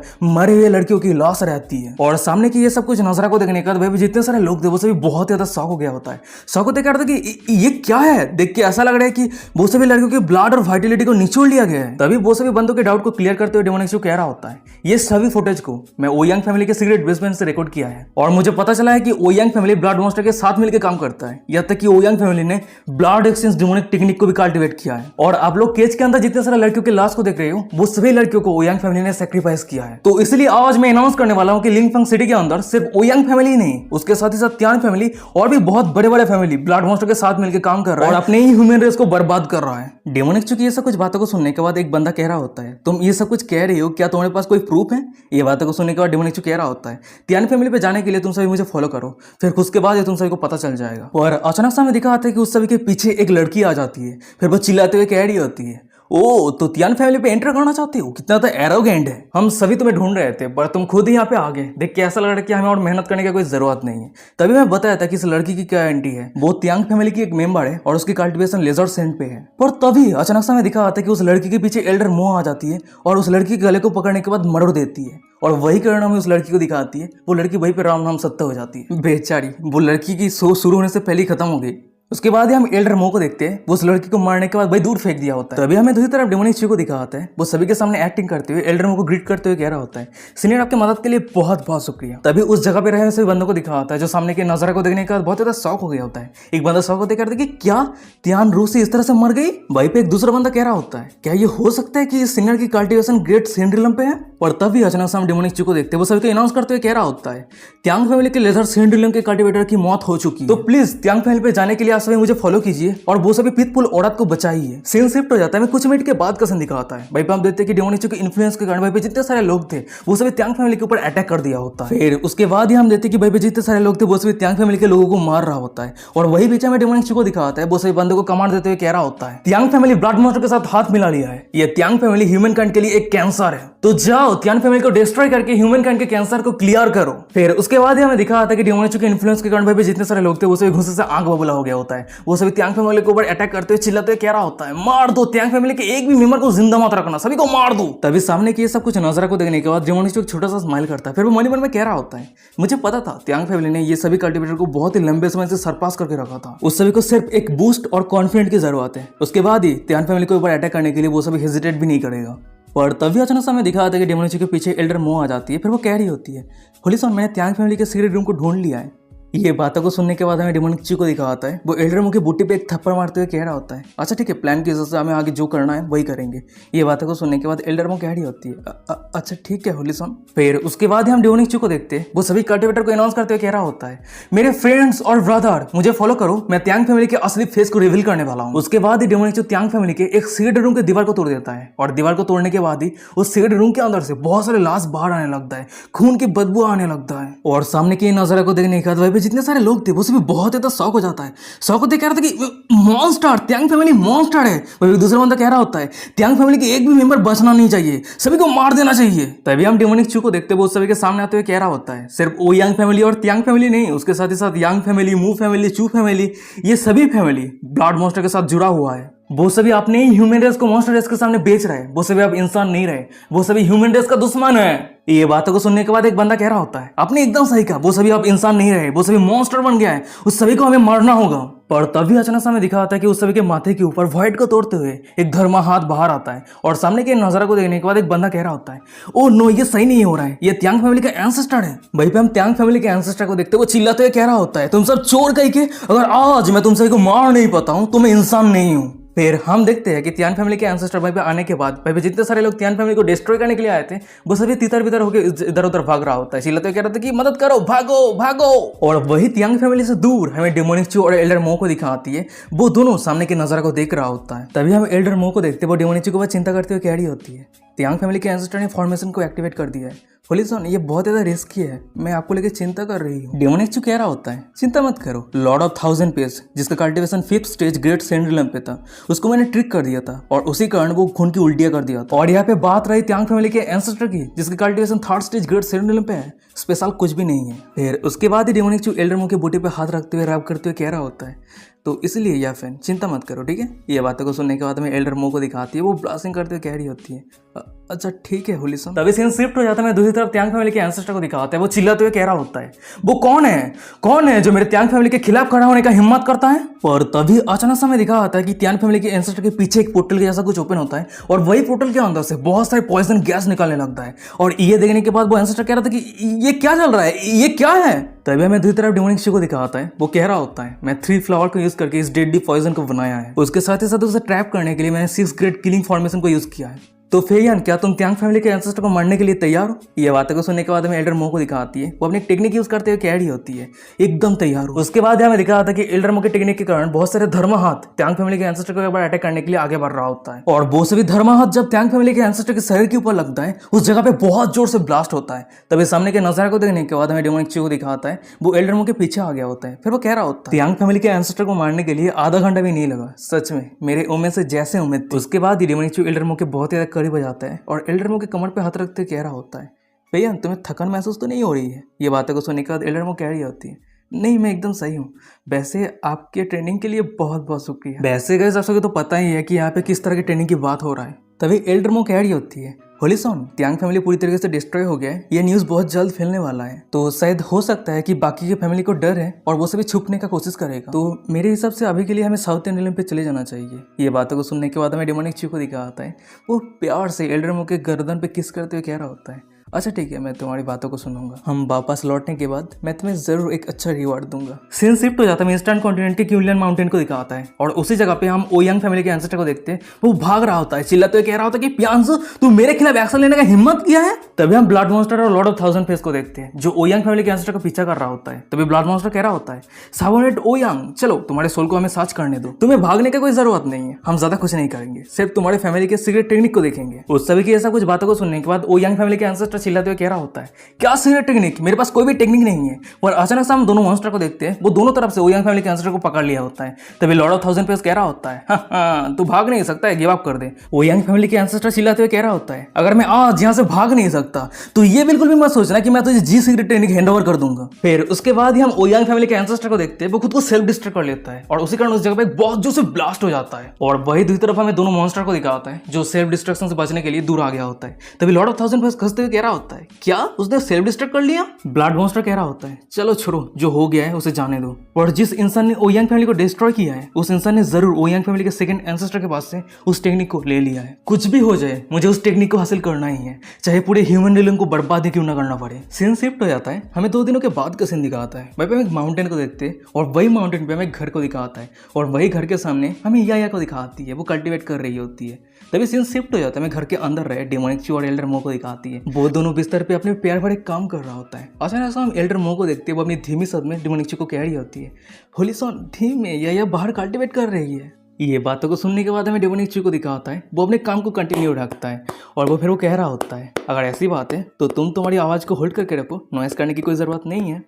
डेमोनिक चू की ये बातों को सुनने के बाद हमें एल्डर मो को दिखाती है, आवाज़ ना हो इसलिए अपने मुंह को ढक लिया होता है, वो ब्लास्टिंग करते कह रही होती है होलिसन मैं आपको नफरत करती हूँ। डेमोनिक चू कह रहा होता है अच्छा तो तुम्हें ये पसंद नहीं आई है, अच्छा ठीक है चलो एक न्यू मूव ट्राई करते हैं। उसके बाद हम डेमोनिक चू को देखते हैं, वो एल्डर मो को उठा के अपने गोद पे बैठा लिया होता है, फिर कर रहा होता है। अचानक से हम एल्डर मो को देखते हैं, उसे कुछ अनकंफर्टेबल महसूस होने लगती है, फिर वो अपने कांपते में कह रही होती है होलिसन प्लीज़ मुझे मदद कीजिए, मैं 3rd स्टेज ग्रेट सेंड्रिलम पे ब्रेक थ्रू करने वाली हूँ। ये बातों को सुनने के बाद हमें डेमोनिक चू को दिखाता है, वो बिस्तर पे लेट जाता है, फिर वो कह रहा होता है अच्छा ठीक है तुम मेरे ऊपर बैठो, मैं तुम्हें ब्रेक थ्रू करने के लिए मदद करता हूँ। उसके बाद ही हमें एल्डर मो को दिखाती है, वो डेमोनिक चू के ऊपर आ जाती है और वो काउगर्ल स्टाइल पे डेमोनिक चू को राइट राइड करने लगती है। एल्डर मो डेमोनिक चू को राइड करते करते अपनी cultivation third stage great send realm पे ब्रेक थ्रू कर लेती है। सीन शिफ्ट हो जाता है, हमें कुछ मिनट के बाद का सीन दिखाता है। वहीं पे हम एल्डर मो को देखते हैं, वो अपने ब्रेक थ्रू करने के बाद बहुत ही तो थक गई होती है, वो बिस्तर पे लेटी रहती है और वही साइड पे हमें डेमोनिक चू को दिखाता है। वो कंग्रेचुलेट करते हुए कह रहा होता है, फेयान कंग्रेचुलेसन, तुमने फिर से ब्रेक थ्रू किया है, तो चलो मैं तुम्हें कुछ दिखाता हूँ। उसके बाद हम डेमोनिक चू को देखते हैं, वो अपने पास से एक सीट निकाल लिया होता है और उस सीट को देखने के बाद एल्डर मो कैडी होती है, होलीसन क्या ये डिवाइन ग्रेड सीट है? सिर्फ एंशिएंट एम्पायर के पास ये डिवाइन ग्रेड सीट होता है, पर अब ये होलीसन के पास भी है। फिर उसके बाद हमें दिखा आता है कि डेमोनिक चू के सिस्टम पे डिंग करते नोटिफिकेशन आता है और उस सीट के बारे में कुछ इन्फॉर्मेशन दिया गया होता है और सीट का नाम रहता है रिटर्निंग ऑन द दाओ सीट और type godly power seat grade empire grade. तभी अचानक से हम एल्डर मो को देखते हैं, वो उस जगह से जाने लगती है। जाते हुए डेमोनिक चू को कैडी होती है, मैं आपके शरीर की हेल्दी के लिए कुछ मीट लेके आती हूँ। ये बातों को सुनने के बाद डेमोनिक चू कह रहा होता है, अच्छा तुम्हारी बहुत बहुत शुक्रिया। एल्डर मो के वहां से जाने के बाद हमें डेमोनिक चू को दिखाता है, वो एक छोटा सा स्माइल करते हुए मनी मन में कह रहा होता है, आज का दिन बहुत ज्यादा शांति से भरा हुआ है, चलो एक फांका जगह ढूंढ के वो उस डिवाइन सीट को लेकर मैं स्टडी करता हूँ। सीन शिफ्ट हो जाता है, कुछ मिनट के बाद का सीन दिखाता है। भाई हम डेमोनिक चू को देखते वो कल्टिवेट करने के लिए एक सुनसान जगह पे आ गया होता है। वो डिवाइन सीट को अपने सामने रख के उस डिवाइन सीट से एनर्जी को एब्जॉर्ब करते हुए अपने कल्टिवेशन करने लगता है। तभी हमें दिखा आता है कि डेमोनिक चू के सिस्टम पे डिंग करते हुए नोटिफिकेशन आता है, होस्ट ने पहली बार डिवाइन सीट की एनर्जी को एब्जॉर्ब किया है, इसी कारण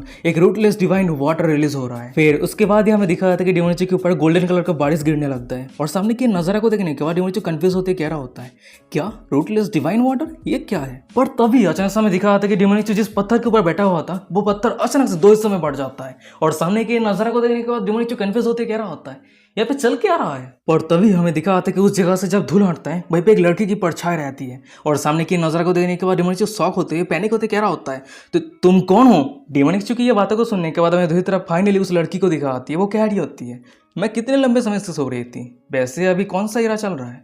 डेमोनिक चू कह रहा होता है, सीनियर क्या मैं जान सकता हूँ? पर उसका आधिपत्य को करती वो लड़की कह रही होती है, क्या मेरी उम्र इतनी ज्यादा हो गई है? ये बातों को सुनने के बाद डेमोनिक चू कह रहा होता है, नहीं नहीं नहीं ऐसे कोई बात नहीं है, तो ये कैसा रहेगा कि मैं आपको लिटिल मिस्सी करके बुलाऊं? ये बातों को सुनने के बाद वो लड़की कह रही होती है, ये मिस्सी के आगे लिटिल क्यों लगा रही हो? डेमोनिक चू कह रहा होता है कि नहीं नहीं नहीं वो लिटिल नहीं है, ये लिटिल का मतलब ये है कि ये लिटिल आपके यूथ और ब्यूटी को रिप्रेजेंट कर रही है। डेमोनिक चू की ये बातों को सुनने के बाद वो लड़की कह रही होती है, बुरी नहीं है, तुम्हारे शब्द बहुत ही बढ़िया है, चलो मैं तुम्हें रिवार्ड के तौर पे तुम्हें खाने के लिए ब्लू ड्रैगन का मीट देती हूँ। उसके बाद ही हम उस लड़की को देखते हैं, वो अपने पास से ब्लू ड्रैगन का मीट निकल लिया होता है और वो डेमोनिक चू को देते हुए कह रही होती है, अनफॉर्चुनेटली ये ड्रैगन का मीट ग्रेट सेंट डिलम का है, ग्रेट सेंट किंग का नहीं है, तो इससे तुम काम चला लो। सामने की नजारा को देखने के बाद हमें डेमोनिक चू को दिखा होता है, वो तो बहुत ही ज्यादा शॉक हो गया होता है। शॉक होते मन में कह रहा था कि क्या यहाँ पे क्या चल रहा है? ये औरत अपने पास से ग्रेट सेंट डिलम का मीट ऐसे निकल लिया जैसे उसकी नजर में ये कुछ भी नहीं है। ये औरत असल में है कौन? और अचानक से हम उस लड़की को देखते, वो डेमोनिक चू की तरफ देखते हुए कह रही होती है, ओ तो तुम्हारे पास प्रीमेच्योर स्कैर्ड कॉन्सिक्वेंस है, बुरा नहीं है।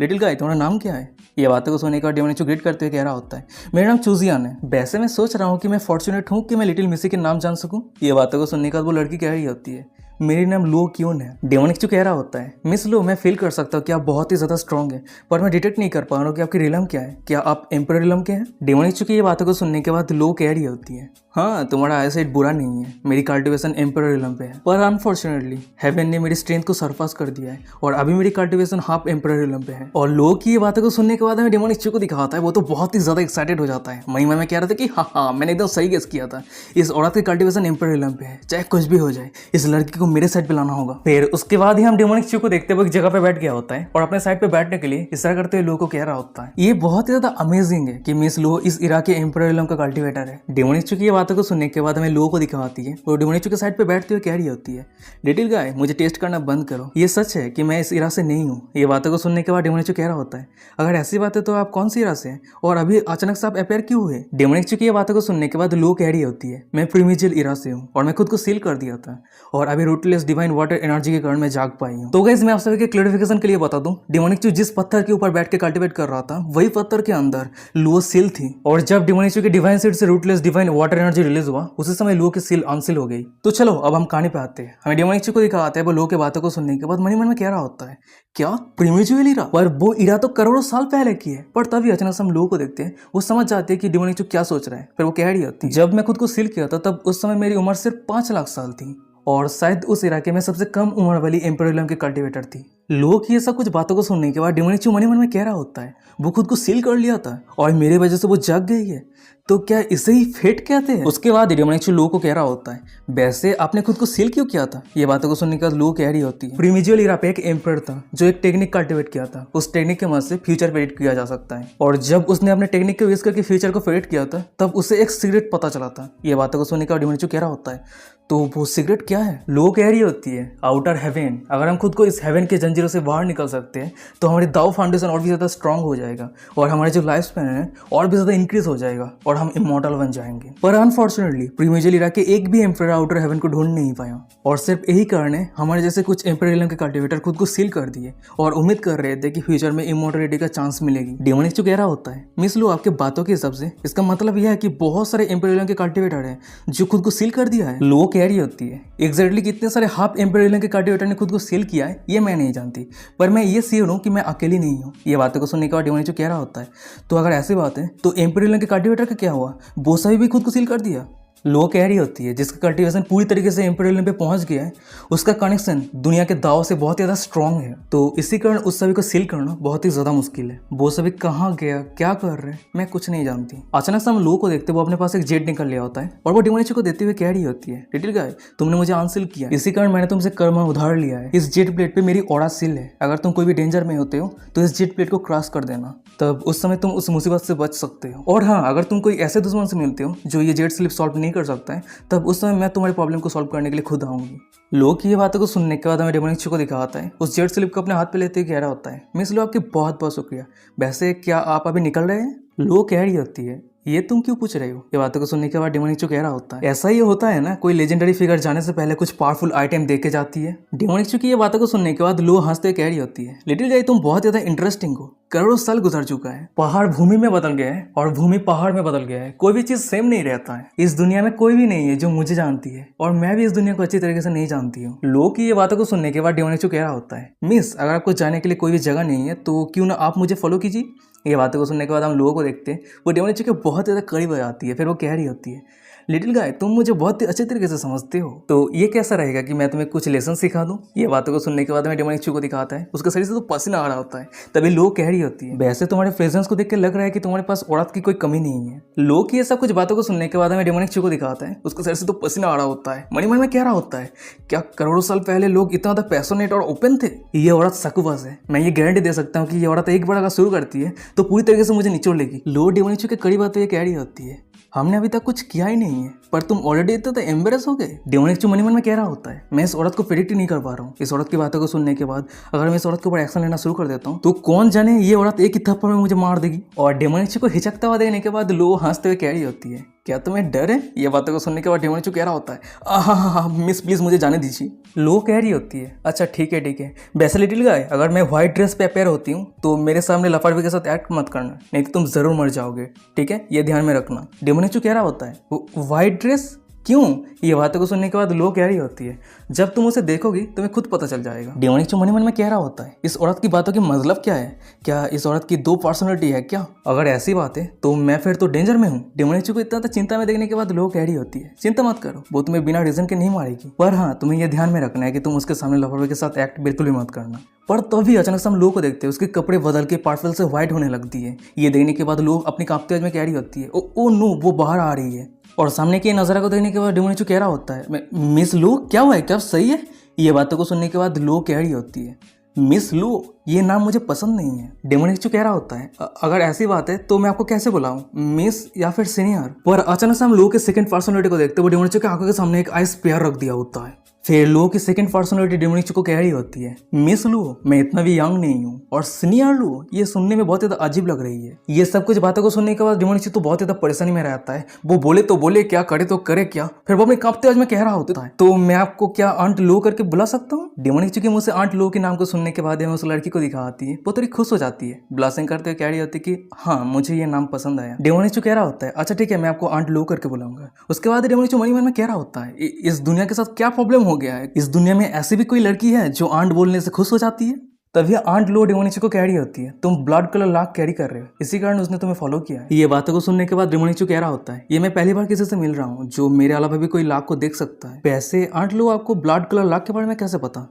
आंट लो कह रही होती है, क्योंकि मैं स्काई लाक ऑब्जर्वेशन टेक्निक के बारे में जानती हूँ। स्काई लाक ऑब्जर्वेशन टेक्निक की मदद से किसी के डेस्टिनी, कल्टीवेशन लाक या फिर हेवन के सीक्रेट बहुत सारे अपॉर्चुनिटी के बारे में जान सकते हैं। डेमोनिचू कह रहा होता है, अच्छा वैसे बहुत ही लंबे समय पहले मैंने एंशिएंट बुक पे सीक्रेट टेक्निक के बारे में रीड किया था। वैसे आंट लो आप अभी कह रहे थे कि ब्लड कलर लाक के कारण मिस लो ने मुझे फॉलो किया है, वैसे क्या मैं जान सकता हूँ कि ये ब्लड कलर लाक क्या है? आंट लो कह रही होती है, ब्लड कलर लाक आउटर हेवन के सीक्रेट से जुड़ी हुई है, और ब्लड कलर लाक के बारे में डिटेल्स क्या है ये मैं नहीं जानती। ये बातों को सुनने के बाद डेमोनिचू मन में कह रहा होता है, जब मैं मेरे स्कार्ड कॉन्सिक्वेंस ट्रायल को कंप्लीट कर रहा था तब उस समय ब्लड कलर के लाक मेरे साथ जुड़ गया था। आउटर हेवन के साथ ब्लड कलर लाक का क्या कनेक्शन है? और अचानक से डेमोनिचू का नजर जब सामने जाता है, उसके सामने से आंट लो गायब हो गई होती है, और सामने की नजर को देखने के बाद डेमोनिचू शॉक होते करते कि आंट लो कहाँ पे गई? सीन शिफ्ट हो जाता है, हमें कुछ घंटों के बाद हेयन सिटी को दिखा आता है, और वही सिटी भी हमें दिखाया था कि आंट लो आ गई होती है। और अचानक से उसकी नजर सामने एक बुड्ढे की तरह जाता है, वो बुड्ढा कैंडी बेच रहा होता है। फिर उसके बाद आंट लो उस बुड्ढे के पास से कैंडी खरीद लिया होता है, और एक अकेले सुनसान जगह पे आके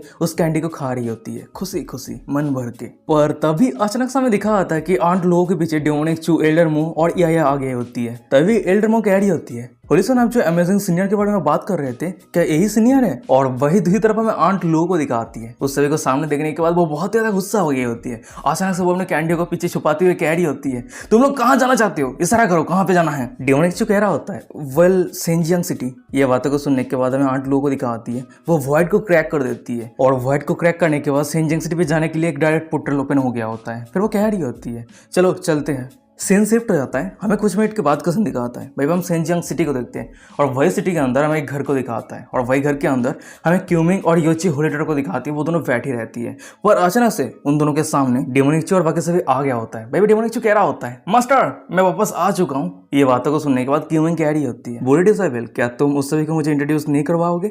उसके बाद ही हमें दिखाया था कि क्यूमिंग बहुत ज्यादा गुस्सा हो जाती है, जेलस फील करते हुए मन में कह रही होती है, ये डैम बूढ़े डिसाइबल इतने लंबे समय से बाहर समय बिताने के बाद यहाँ पे एक औरत को लाने का हिम्मत कैसे किया है? तभी डेमोनिचू सभी को इंट्रोड्यूस करवाते हुए कह रहा होता है, आंट लो ये मेरी मास्टर है, और वो योची होलिटर है। और मास्टर ये आंट लो क्यों है, इसकी कल्टीवेशन बहुत ही ज्यादा हाई है। डेमोनिचू की ये बातों को सुनने के बाद क्यूमिंग आंट लो की तरफ देखते हुए मन में कह रही होती है, मैं ये कह सकती हूँ कि ये औरत बहुत ही ज्यादा स्ट्रॉन्ग है, यहाँ तक कि मैं भी उसके कल्टीवेशन को डिटेक्ट नहीं कर पा रही हूँ। फिर उसके बाद ही क्यूमिंग आंट लो को ग्रीट करते हुए कह रही होती है, क्यूमिंग सीनियर लो क्यों तो ग्रीट करती है। ये बातों को सुनने के बाद आंट लो कह रही होती है, तुम्हारी कॉन्सिक्वेंस बुरी नहीं है, वैसे तुम मुझे चूजन की जैसा ये आंट करके बुला सकती हो। क्यूमिंग कह रही होती है, मुझे नहीं लगती है कि ये कोई अच्छी आइडिया है, मेरी डिसाइपल आपको आंट लो करके बुला रहा है, और अगर मैं भी आपको आंट करके बुलाती हूँ तो ये अप्रोप्रिएट नहीं है। ये बातों को सुनने के बाद आंट लो मन में कह रही होती है, तुम दोनों ने ऑलरेडी ड्यूएल कल्टीवेट किया है, या तक कि तुम दोनों के बच्चे भी है, और तुम मेरे सामने प्रिटेंड कर रहे हो? क्या तुम्हें लगती है कि इस सच को मैं सभी के सामने रिवील नहीं करूंगी? और वही दूसरी तरफ हमें क्यूमिंग को दिखाती है। आंट लो को चुप देने के बाद वो अनईजी फील करने लगती है, मन में कह रही होती है, वो एक ही नजर से मेरी तरफ क्यों देख रही है? क्या उससे पता चल गई है कि मेरी और मेरी डिसाइबल के बीच में किस तरह का रिलेशनशिप है? और तभी अचानक से हम डेमोनिचू को देखते हुए चुप्पी को तोड़ते हुए कह रहा होता है, मास्टर ये जो लिटिल गर्ल है इसके नाम याया है, और मैंने उसे डिसाइबल के तौर पर रिक्रूट किया है। याया तुम जल्दी से तुम्हारे मास्टर की मिस को ग्रीट करो। तभी डेमोनिचू की ये बातों को सुनने के बाद वो पूरी जगह सुनसान हो जाता है, कोई भी एक भी शब्द नहीं कह रहा होता है। भाई मैं क्यूमिंग को दिखाती है, वो डेमोनिचू को क्या कहे कुछ भी समझ में नहीं आ रही होती है। वो एम्ब्रेस नजरों से डेमोनिचू की तरफ देख रही होती है। अचानक से हम डेमोनिचू को देखते वो खसते हुए कह रहा होता है, मुझे माफ कर देना याया, तुम तुम्हारी ग्रैंड मास्टर को ग्रीट करो। डेमोनिचू की ये बातों को सुनने के बाद हमें याया को दिखाती है, वो क्यूमिंग के पास आते हुए कह रही होती है, हेलो ग्रैंड मास्टर। ये बातों को सुनने के बाद हमें क्यूमिंग को दिखाती है, वो स्माइल करते हुए कह रही होती है, हाँ तुम्हारी एटीट्यूड बुरी नहीं। उसके बाद एक क्यूमिंग याया को एक ब्रेसलेट देते हुए कह रही होती है, ये ब्रेसलेट तुम्हारे लिए। ये बातों को सुनने के बाद याया कह रही होती है, ग्रैंड मास्टर आपकी बहुत बहुत शुक्रिया। और तभी साइड पर हमें आंट लो को दिखाती है, वो डेमोनिचू को कह रही होती है, चूजियन मैं भी कल्टीवेट करना चाहती हूँ, तो मेरे लिए एक जगह ढूंढ के दो। आंट लो की ये बातों को सुनने के बाद डेमोनिचू के पीछे हमें एल्डर मो को दिखाती है, वो आंट लो को कह रही होती है, प्लीज आप मुझे फॉलो कीजिए, मैं आपके रेसिडेंस को दिखा देती हूँ। फिर हम देखते हैं कि आंट लो, एल्डर मो और याया वो तीनों ही उस रूम से चली जाती है, और उन तीनों के वहां से जाने के बाद हमें योची होलिटर को दिखाती है, वो डेमोनिचू को कह रही होती है, होलिसन अभी मुझे जाना है, मैं आपसे रात में मिलती हूँ। पर योची होलिटर की ये बातों को सुनने के बाद क्यूमिंग तो बहुत ही ज्यादा गुस्सा हो जाती है, जेलस फील करते हुए मन में कह रही होती है, ये डैम फॉक्स मेरे डिसाइबल के साथ रात में क्यों मिलना चाहती है? क्या वो मेरे डिसाइबल को सीड्यूस करना चाहती है? सीन शिफ्ट हो जाता है, हमें कुछ मिनट के बाद का सीन दिखाता है। भाई हम देखते हैं कि उस रूम के अंदर से योची होलिटर भी चली गई है, और उस रूम के अंदर सिर्फ डेमोनिचू और क्यूमिंग रहती है। तभी क्यूमिंग कह रही होती है, चलो बताओ इतने लंबे समय से तुम कहाँ पे थे, और वैसे एल्डर मो की कल्टीवेशन इतनी ज्यादा इंप्रूव कैसे हो गई? यहाँ पे जरूर तुम्हारा हाथ है ना। क्यूमिंग की ये बातों को सुनने के बाद डेमोनिक चू हंसते हुए कह रहा होता है, वेल तुम सभी मेरे विंग्स हो, तुम सभी के बिना मैं उड़ कैसे सकता हूँ, तो जेलस मत होना, ठीक है। ये बातों को सुनने के बाद क्यूमिंग ब्लास्टिंग करते हुए गुस्सा करते हुए कह रही होती है, ये बेहतर रहेगा कि तुम हॉनेस्टली मुझे आंसर देना। और क्या जेलस, मैं जेलस नहीं हूँ। क्यूमिंग की ये बातों को सुनने के बाद हमें डेमोनिक चू को दिखाता है, वो क्यूमिंग के कंधे पे हाथ रखते हुए कह रहा होता है, वेल तुम इतना तो गुस्सा क्यों हो रही हो। ये बातों को सुनने के बाद क्यूमिंग कह रही होती है, मैं परवाह नहीं करती, तुम जाओ और तुम तुम्हारी याफे से मिलो, वो बहुत ज्यादा जेंटल है ना। ये बातों को सुनने के बाद हम डेमोनिक चू को देखते हैं, वो पीछे से क्यूमिंग को हक कर लिया होता है। फिर वो कह रहा होता है, चलो मुझे देखने दो मेरे बेबी ने कितना वेट गेन किया है। ये बातों को सुनने के बाद क्यूमिंग ब्लास्टिंग करते हुए गुस्सा करते हुए कह रही होती है, क्या वेट गेन, मैंने कोई भी वेट गेन नहीं किया है। हम डेमोनिक चू को देखते हैं, वो क्यूमिंग के नीचे उस जगह पे हाथ रखते हुए कह रहा होता है, बेबी चलो मैं तुम्हारे लिए एक पोएम गाता हूँ। धुआं से भरा हुआ रास्ता एक शांति की जगह की ओर जाता है, दो पहाड़ों के बीच में एक नदी है और तलब में पहाड़ की पानी टपक रहा है और बहुत सारे घास उस जगह पे भरी हुई है। तो गाइस इस पोएम से सबको पता चल गया है कि डेमोनिक चू क्यूमिंग के किस जगह पे इशारा करना चाहता है। डेमोनिक चू की ये सब कुछ हरकतों को देखने के बाद क्यूमिंग कह रही होती है, बुरे डिसाइपल तुम तुम्हारे हाथ को उस जगह से हटाओ। और डेमोनिक चू क्यूमिंग की बातों को नहीं सुनता है और वो एक्सट्रीम तरीके से और भी प्यार भरे काम क्यूमिंग के साथ करने लगता है। सीन शिफ्ट हो जाता है, मैं 2 घंटों के बाद का सीन दिखाता है। भाई हम डेमोनिक चू को देखते वो क्यूमिंग की गोद पे सिर रख के लेटा रहता है और वहीं पे हमें क्यूमिंग को दिखाती है, वो डेमोनिक चू के माथे पे सहलाते हुए कह रही होती है, बुरे डिसाइपल मुझे लगता है कि तुम्हारे पास से मैंने divine grade godly power seed की एनर्जी महसूस किया है। डेमोनिक चू कह रहा होता है, नहीं वो एम्परर ग्रेड सीड है। ये बातों को सुनने के बाद क्यूमिंग कह रही होती है, क्या तुम्हें पता भी है एम्परर ग्रेड का मतलब क्या होता है। लेजेंड के हिसाब से सिर्फ एम्परर ग्रेड के सीड को कल्टीवेट कर सकता है। क्यूमिंग की ये बातों को सुनने के बाद हमें डेमोनिक चू को दिखाता है, वो अपनी जगह से उठ जाता है। फिर वो कह रहा होता है, इसीलिए तो हर कोई मुझे कहता है कि मैं एम्परर हूँ। ये बातों को सुनने के बाद क्यूमिंग स्माइल करते हुए कह रही होती है, अब जब तुम इतने ज्यादा श्योर हो कि तुमने emperor grade godly power seed को कल्टीवेट किया है तो क्यों ना तुम मुझे टेस्ट करने दो, तुम मुझे तुम्हारे दाव प्लस पे एंटर करने दो, फिर खुद की आंखों से देखने के बाद ही मुझे पता चल जाएगी कि तुम झूठ कह रहे हो या फिर सच कह रहे हो। पर हाँ मैं तुम्हें पहले कह देना चाहती हूँ, अगर मैं तुम्हारे दाव प्लेस पे एंटर करती हूँ तो तुम्हारे जितने सारे सीक्रेट है वो सब कुछ मेरे सामने रिवील हो जाएगी और यहाँ तक कि मैं चाहूँ तो तुम्हारे दाव प्लेस को डिस्ट्रॉय भी कर सकती हूँ। तो बताओ क्या तुम फिर भी मुझे तुम्हारे दाव प्लेस पे जाने दोगे।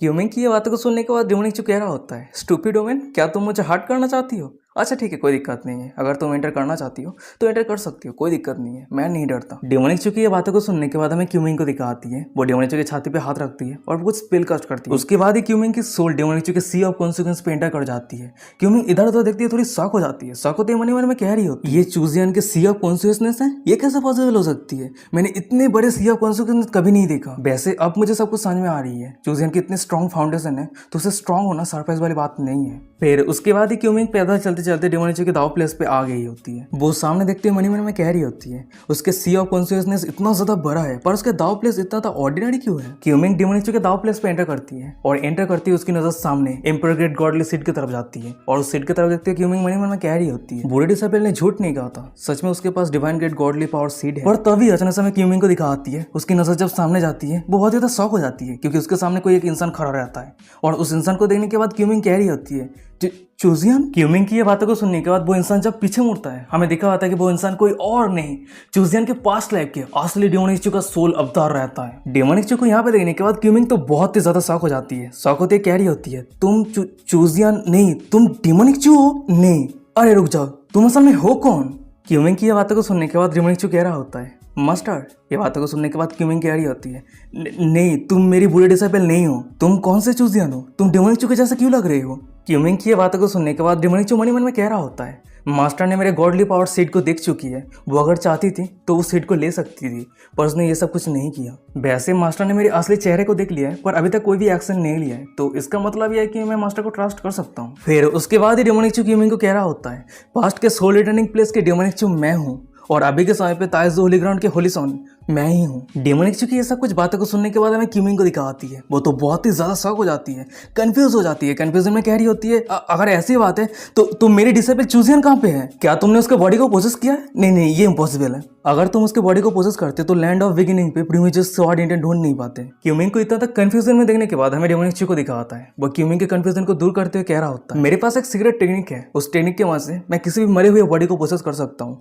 एकदम रिबर्थ होने के जैसे। वैसे तुम्हें मुझे थैंक यू कहना चाहिए, अगर मैं नहीं होता तो 30 साल पहले जिस यहाँ डिस्ट्रिक्ट पे इस बॉडी के ओनर के साथ साथ ये बॉडी भी पूरी तरीके से डिस्ट्रॉय हो जाता। मैं 30 साल पहले इस बॉडी के ओनर को प्रोसेस करके रखा था, मैं उसकी जिंदगी को बचाया था, मैंने उसे कभी भी नहीं मारा। डेमोनिक चूंकि ये सब कुछ बातों को सुनने के बाद हमें क्यूमिंग को दिखाती है। वो तो बहुत ज़्यादा पैनिक होने लगती है, बहुत ज़्यादा शॉक हो जाती है।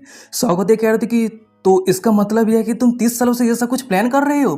सच में डेमोनिक चू से जैसे उम्मीद था। क्यूमिंग की ये बातों को सुनने के बाद हमें डेमोनिक चू को दिखाता है। वो चुप हो जाता है। अचानक से वो अपने फेस को दूसरी तरफ घुमा लिया होता है और वो आसमान की तरफ देखते हुए कह रहा होता है, मैं मेरे पूरे जिंदगी भर बहुत सारे लोगों के खिलाफ योजना बनाया है, पर ओरिजिनल चूजियन को प्रोसेस करना, ताइजो होली ग्राउंड पे रिबॉर्न होना, ये सब कुछ कोइंसिडेंस है। शायद हो सकता है कि ये सिर्फ एक फेट है। ये बातों को सुनने के बाद क्यूमिंग कह रही होती है, तुमने मुझे कंट्रोल किया, अपने टूल की तरह यूज किया और अपने कल्टीवेशन को इम्प्रूव किया। क्या तुमने ये सब कुछ किया अपने रिवेंज को पूरा करने के लिए? डेमोनिक चू कह रहा होता है, हाँ मैं मानता हूँ, शुरू में मैं तुम्हें टूल के तौर पे यूज करके अपने रिवेंज को पूरा करने के बारे में सोचा था, पर लंबे समय तुम्हारे साथ रहने के बाद मुझे धीरे धीरे रियलाइज हुआ कि मुझे तुमसे प्यार हो गया है। डेमोनिक चू की ये बातों को सुनने के बाद क्यूमिंग कह रही होती है, ये प्यार की बातें करना बंद करो, तुमने मेरे खिलाफ योजना बनाया, मुझे धोखा दिया, क्या तुम्हें लगता है कि मैं तुम्हें माफ कर दूंगी? डेमोनिक चू कह रहा होता है, ये मेरा दाव प्लेस है, अगर तुम चाहती हो तो मेरे दाव प्लेस को डिस्ट्रॉय कर सकती हो, मेरी जिंदगी को बर्बाद कर सकती हो, मैं कोई भी रेसिस्ट नहीं करूंगा। डेमोनिक चू की ये बातों को सुनने के बाद हमें क्यूमिंग को दिखाती है। वो अपने हाथ को ऊपर उठा लिया होता है, पर उसके होंठ कांप रही होती है, उसकी आंखें नम हो गई होती है, वो कोई भी एक्शन नहीं ले पा रही होती है। यार क्यूमिंग को सच्ची प्यार हो गई है। वैसे ये प्यार बहुत ही खतरनाक चीज है, अगर वो चाहे तो दुश्मन को दोस्त बना सकता है और दोस्त को दुश्मन। तभी हम डेमोनिक चू को देखते हैं। वो क्यूमिंग को रुकता हुआ देखने के बाद कह रहा होता है, कम ऑन, क्या कर रही हो, क्या तुम एक्शन नहीं लोगी? डेमोनिक चू की ये बातों को सुनने के बाद हमें क्यूमिंग को दिखाती है। वो चुप रहती है, उसकी होंठ कांप रही होती है, वो सिर्फ डेमोनिक चू की तरफ देख रही होती है। तभी अचानक से डेमोनिक चू कह रहा होता है, मैं जानना चाहता हूँ मेरे पास्ट लाइफ पे तुमने मुझे मारने के लिए क्यों आए थे? तुम सभी मुझे डेमोनिक चू करके बुलाते थे, पर मैंने ऐसा कोई भी काम नहीं किया था जो ह्यूमन रेस को धोखा दे। मेरे पास्ट लाइफ पे मैंने जितने सारे लोगों का हत्या किया था वो सभी मेरे खिलाफ थे, या फिर वो सभी मुझे मारने के लिए योजना बना रहा था। क्या मैंने कभी भी इनोसेंट लोगों का हत्या किया है? कभी नहीं। जो सभी मुझे मारने के बारे में योजना बना रहा था, अगर मैं उस सभी का हत्या नहीं करता तो वो सभी मुझे मार देते। फिर उस सभी को मारने के बाद उस सभी की मौत के बदला लेने के लिए उस सभी का सीनियर मेरे सामने आया और मैं जिंदा रहने के लिए उसके सीनियर को भी मार दिया, और ये सेम चीजें सर्कल की तरह चलता रहा। मुझे पता है मैंने बहुत सारे लोगों का हत्या किया है, पर मेरे पास कोई रिग्रेट नहीं है, ना ही मेरे पास कोई गिल्टी है, क्योंकि ये सब कुछ इस क्रूएल वर्ल्ड पे सरवाइव करने के लिए था। फिर उसके बाद हम डेमोनिक चू को देखते हैं। वो क्यूमिंग के हाथ को पकड़ लेता है और क्यूमिंग के सामने आते हुए कह रहा होता है, तुम्हें लग रही होगी कि मैं गलत हूँ, क्योंकि तुम्हारी सीनियर डिसेबल चूजियन की बॉडी को प्रोसेस करके उसे यूज करके मैंने तुम्हें धोखा दिया है, पर मुझे नहीं लगता कि मैंने कोई गलती किया है, क्योंकि मेरी सबसे ज्यादा इंपॉर्टेंट चीज ये है मेरी जिंदगी, और दूसरा चीज ये है कि इस बॉडी के ओनर को मैंने जिंदगी दिया था, एक्स्ट्रा 30 साल जीने के लिए परमिशन दिया था। चलो मैं तुम्हें क्वेश्चन पूछता हूँ, मैं जब से यांगजोन पिक का सीनियर डिसाइपल और ताइजो होली ग्राउंड का होली सन बना हूँ, तब से मैं चूजियन, मैं कोई ऐसा काम किया हूँ जो माफी के काबिल नहीं है? तुम इतने लंबे समय से मेरे साथ हो, क्या तुमने कभी देखी है कि मैंने कोई इनोसेंट लोगों का हत्या किया है? डेमोनिक चू की सब कुछ बातों को सुनने के बाद हमें क्यूमिंग को दिखाती है। वो गिल्टी महसूस करने लगती है। वो डेमोनिक चू की आंखों की तरफ देख नहीं पा रही होती है। फिर वो धीमे शब्द में कह रही होती है, नहीं कभी नहीं। उसके बाद वो मन ही मन में कह रही होती है, हर कोई उसे डेमन करके बुलाता है, पर सभी कल्टिवेटर में से वो सबसे ज्यादा इंसान की तरह जिया है। तभी हम डेमोनिक चू को देखते हैं। वो क्यूमिंग के करीब आते हुए कह रहा होता है, मैं तुम्हें बहुत ज़्यादा ट्रस्ट करता हूँ, मैं तुम्हें इतना ज़्यादा ट्रस्ट करता हूँ कि मेरे ग्रेटेस्ट सीक्रेट को मैं तुम्हें रिवील कर दिया। अब मैं तुम्हें कुछ पूछना चाहता हूँ, तुम्हारे दिल में सबसे ज़्यादा इंपॉर्टेंट कौन है, तुम्हारी सीनियर डिसाइपल चूजियन या फिर मैं? डेमोनिक चू की ये सब कुछ बातों को सुनने के बाद हमें क्यूमिंग को दिखाती है। वो चुप रहती है, मनी मन में कह रही होती है, उसने मेरी सीनियर डिसाइपल का हत्या किया है, मैं उसकी प्यार में कैसे गिर सकती हूँ? पर फिर भी मैं अंत पे उसकी चाइल्ड की मदर हूँ। वही दूसरी तरफ हमें डेमोनिक चू को दिखाता है। वो क्यूमिंग को चुप देखने के बाद मनी मन में कह रहा होता है, तुम्हारी आंसर क्या है, मैं जानना चाहता हूँ। फिर उसके बाद ही अचानक से हम उन दोनों को देखते हैं जो डेमोनिक चू के दाव प्लेस से बाहर रियलिटी पे आ गया होता है। सीन शिफ्ट हो जाता है। हमें कुछ मिनट के बाद का सीन दिखाता है। वही हम डेमोनिक चू के प्लेस को देखते हैं और वही डेमोनिक चू के प्लेस से क्यूमिंग अपने रूम पे चली गई होती है, और वहीं पे डेमोनिक चू को दिखा होता है वो अपने कुछ मैजिक वेपन के वहां से क्यूमिंग के हर एक मूवमेंट को ऑब्जर्व कर रहा होता है। मनी मन में कह रहा होता है, चलो मुझे देखने दो मेरे बेब मास्टर क्या कर रही है, मुझे तो अभी भी चिंता हो रहा है। सीन शिफ्ट हो जाता है। मैं क्यूमिंग के रूम को दिखाती है और वहीं पे हम क्यूमिंग को देखते हैं। वो एक जगह पे बैठी रहती है, वो बहुत ज़्यादा उदास रहती है।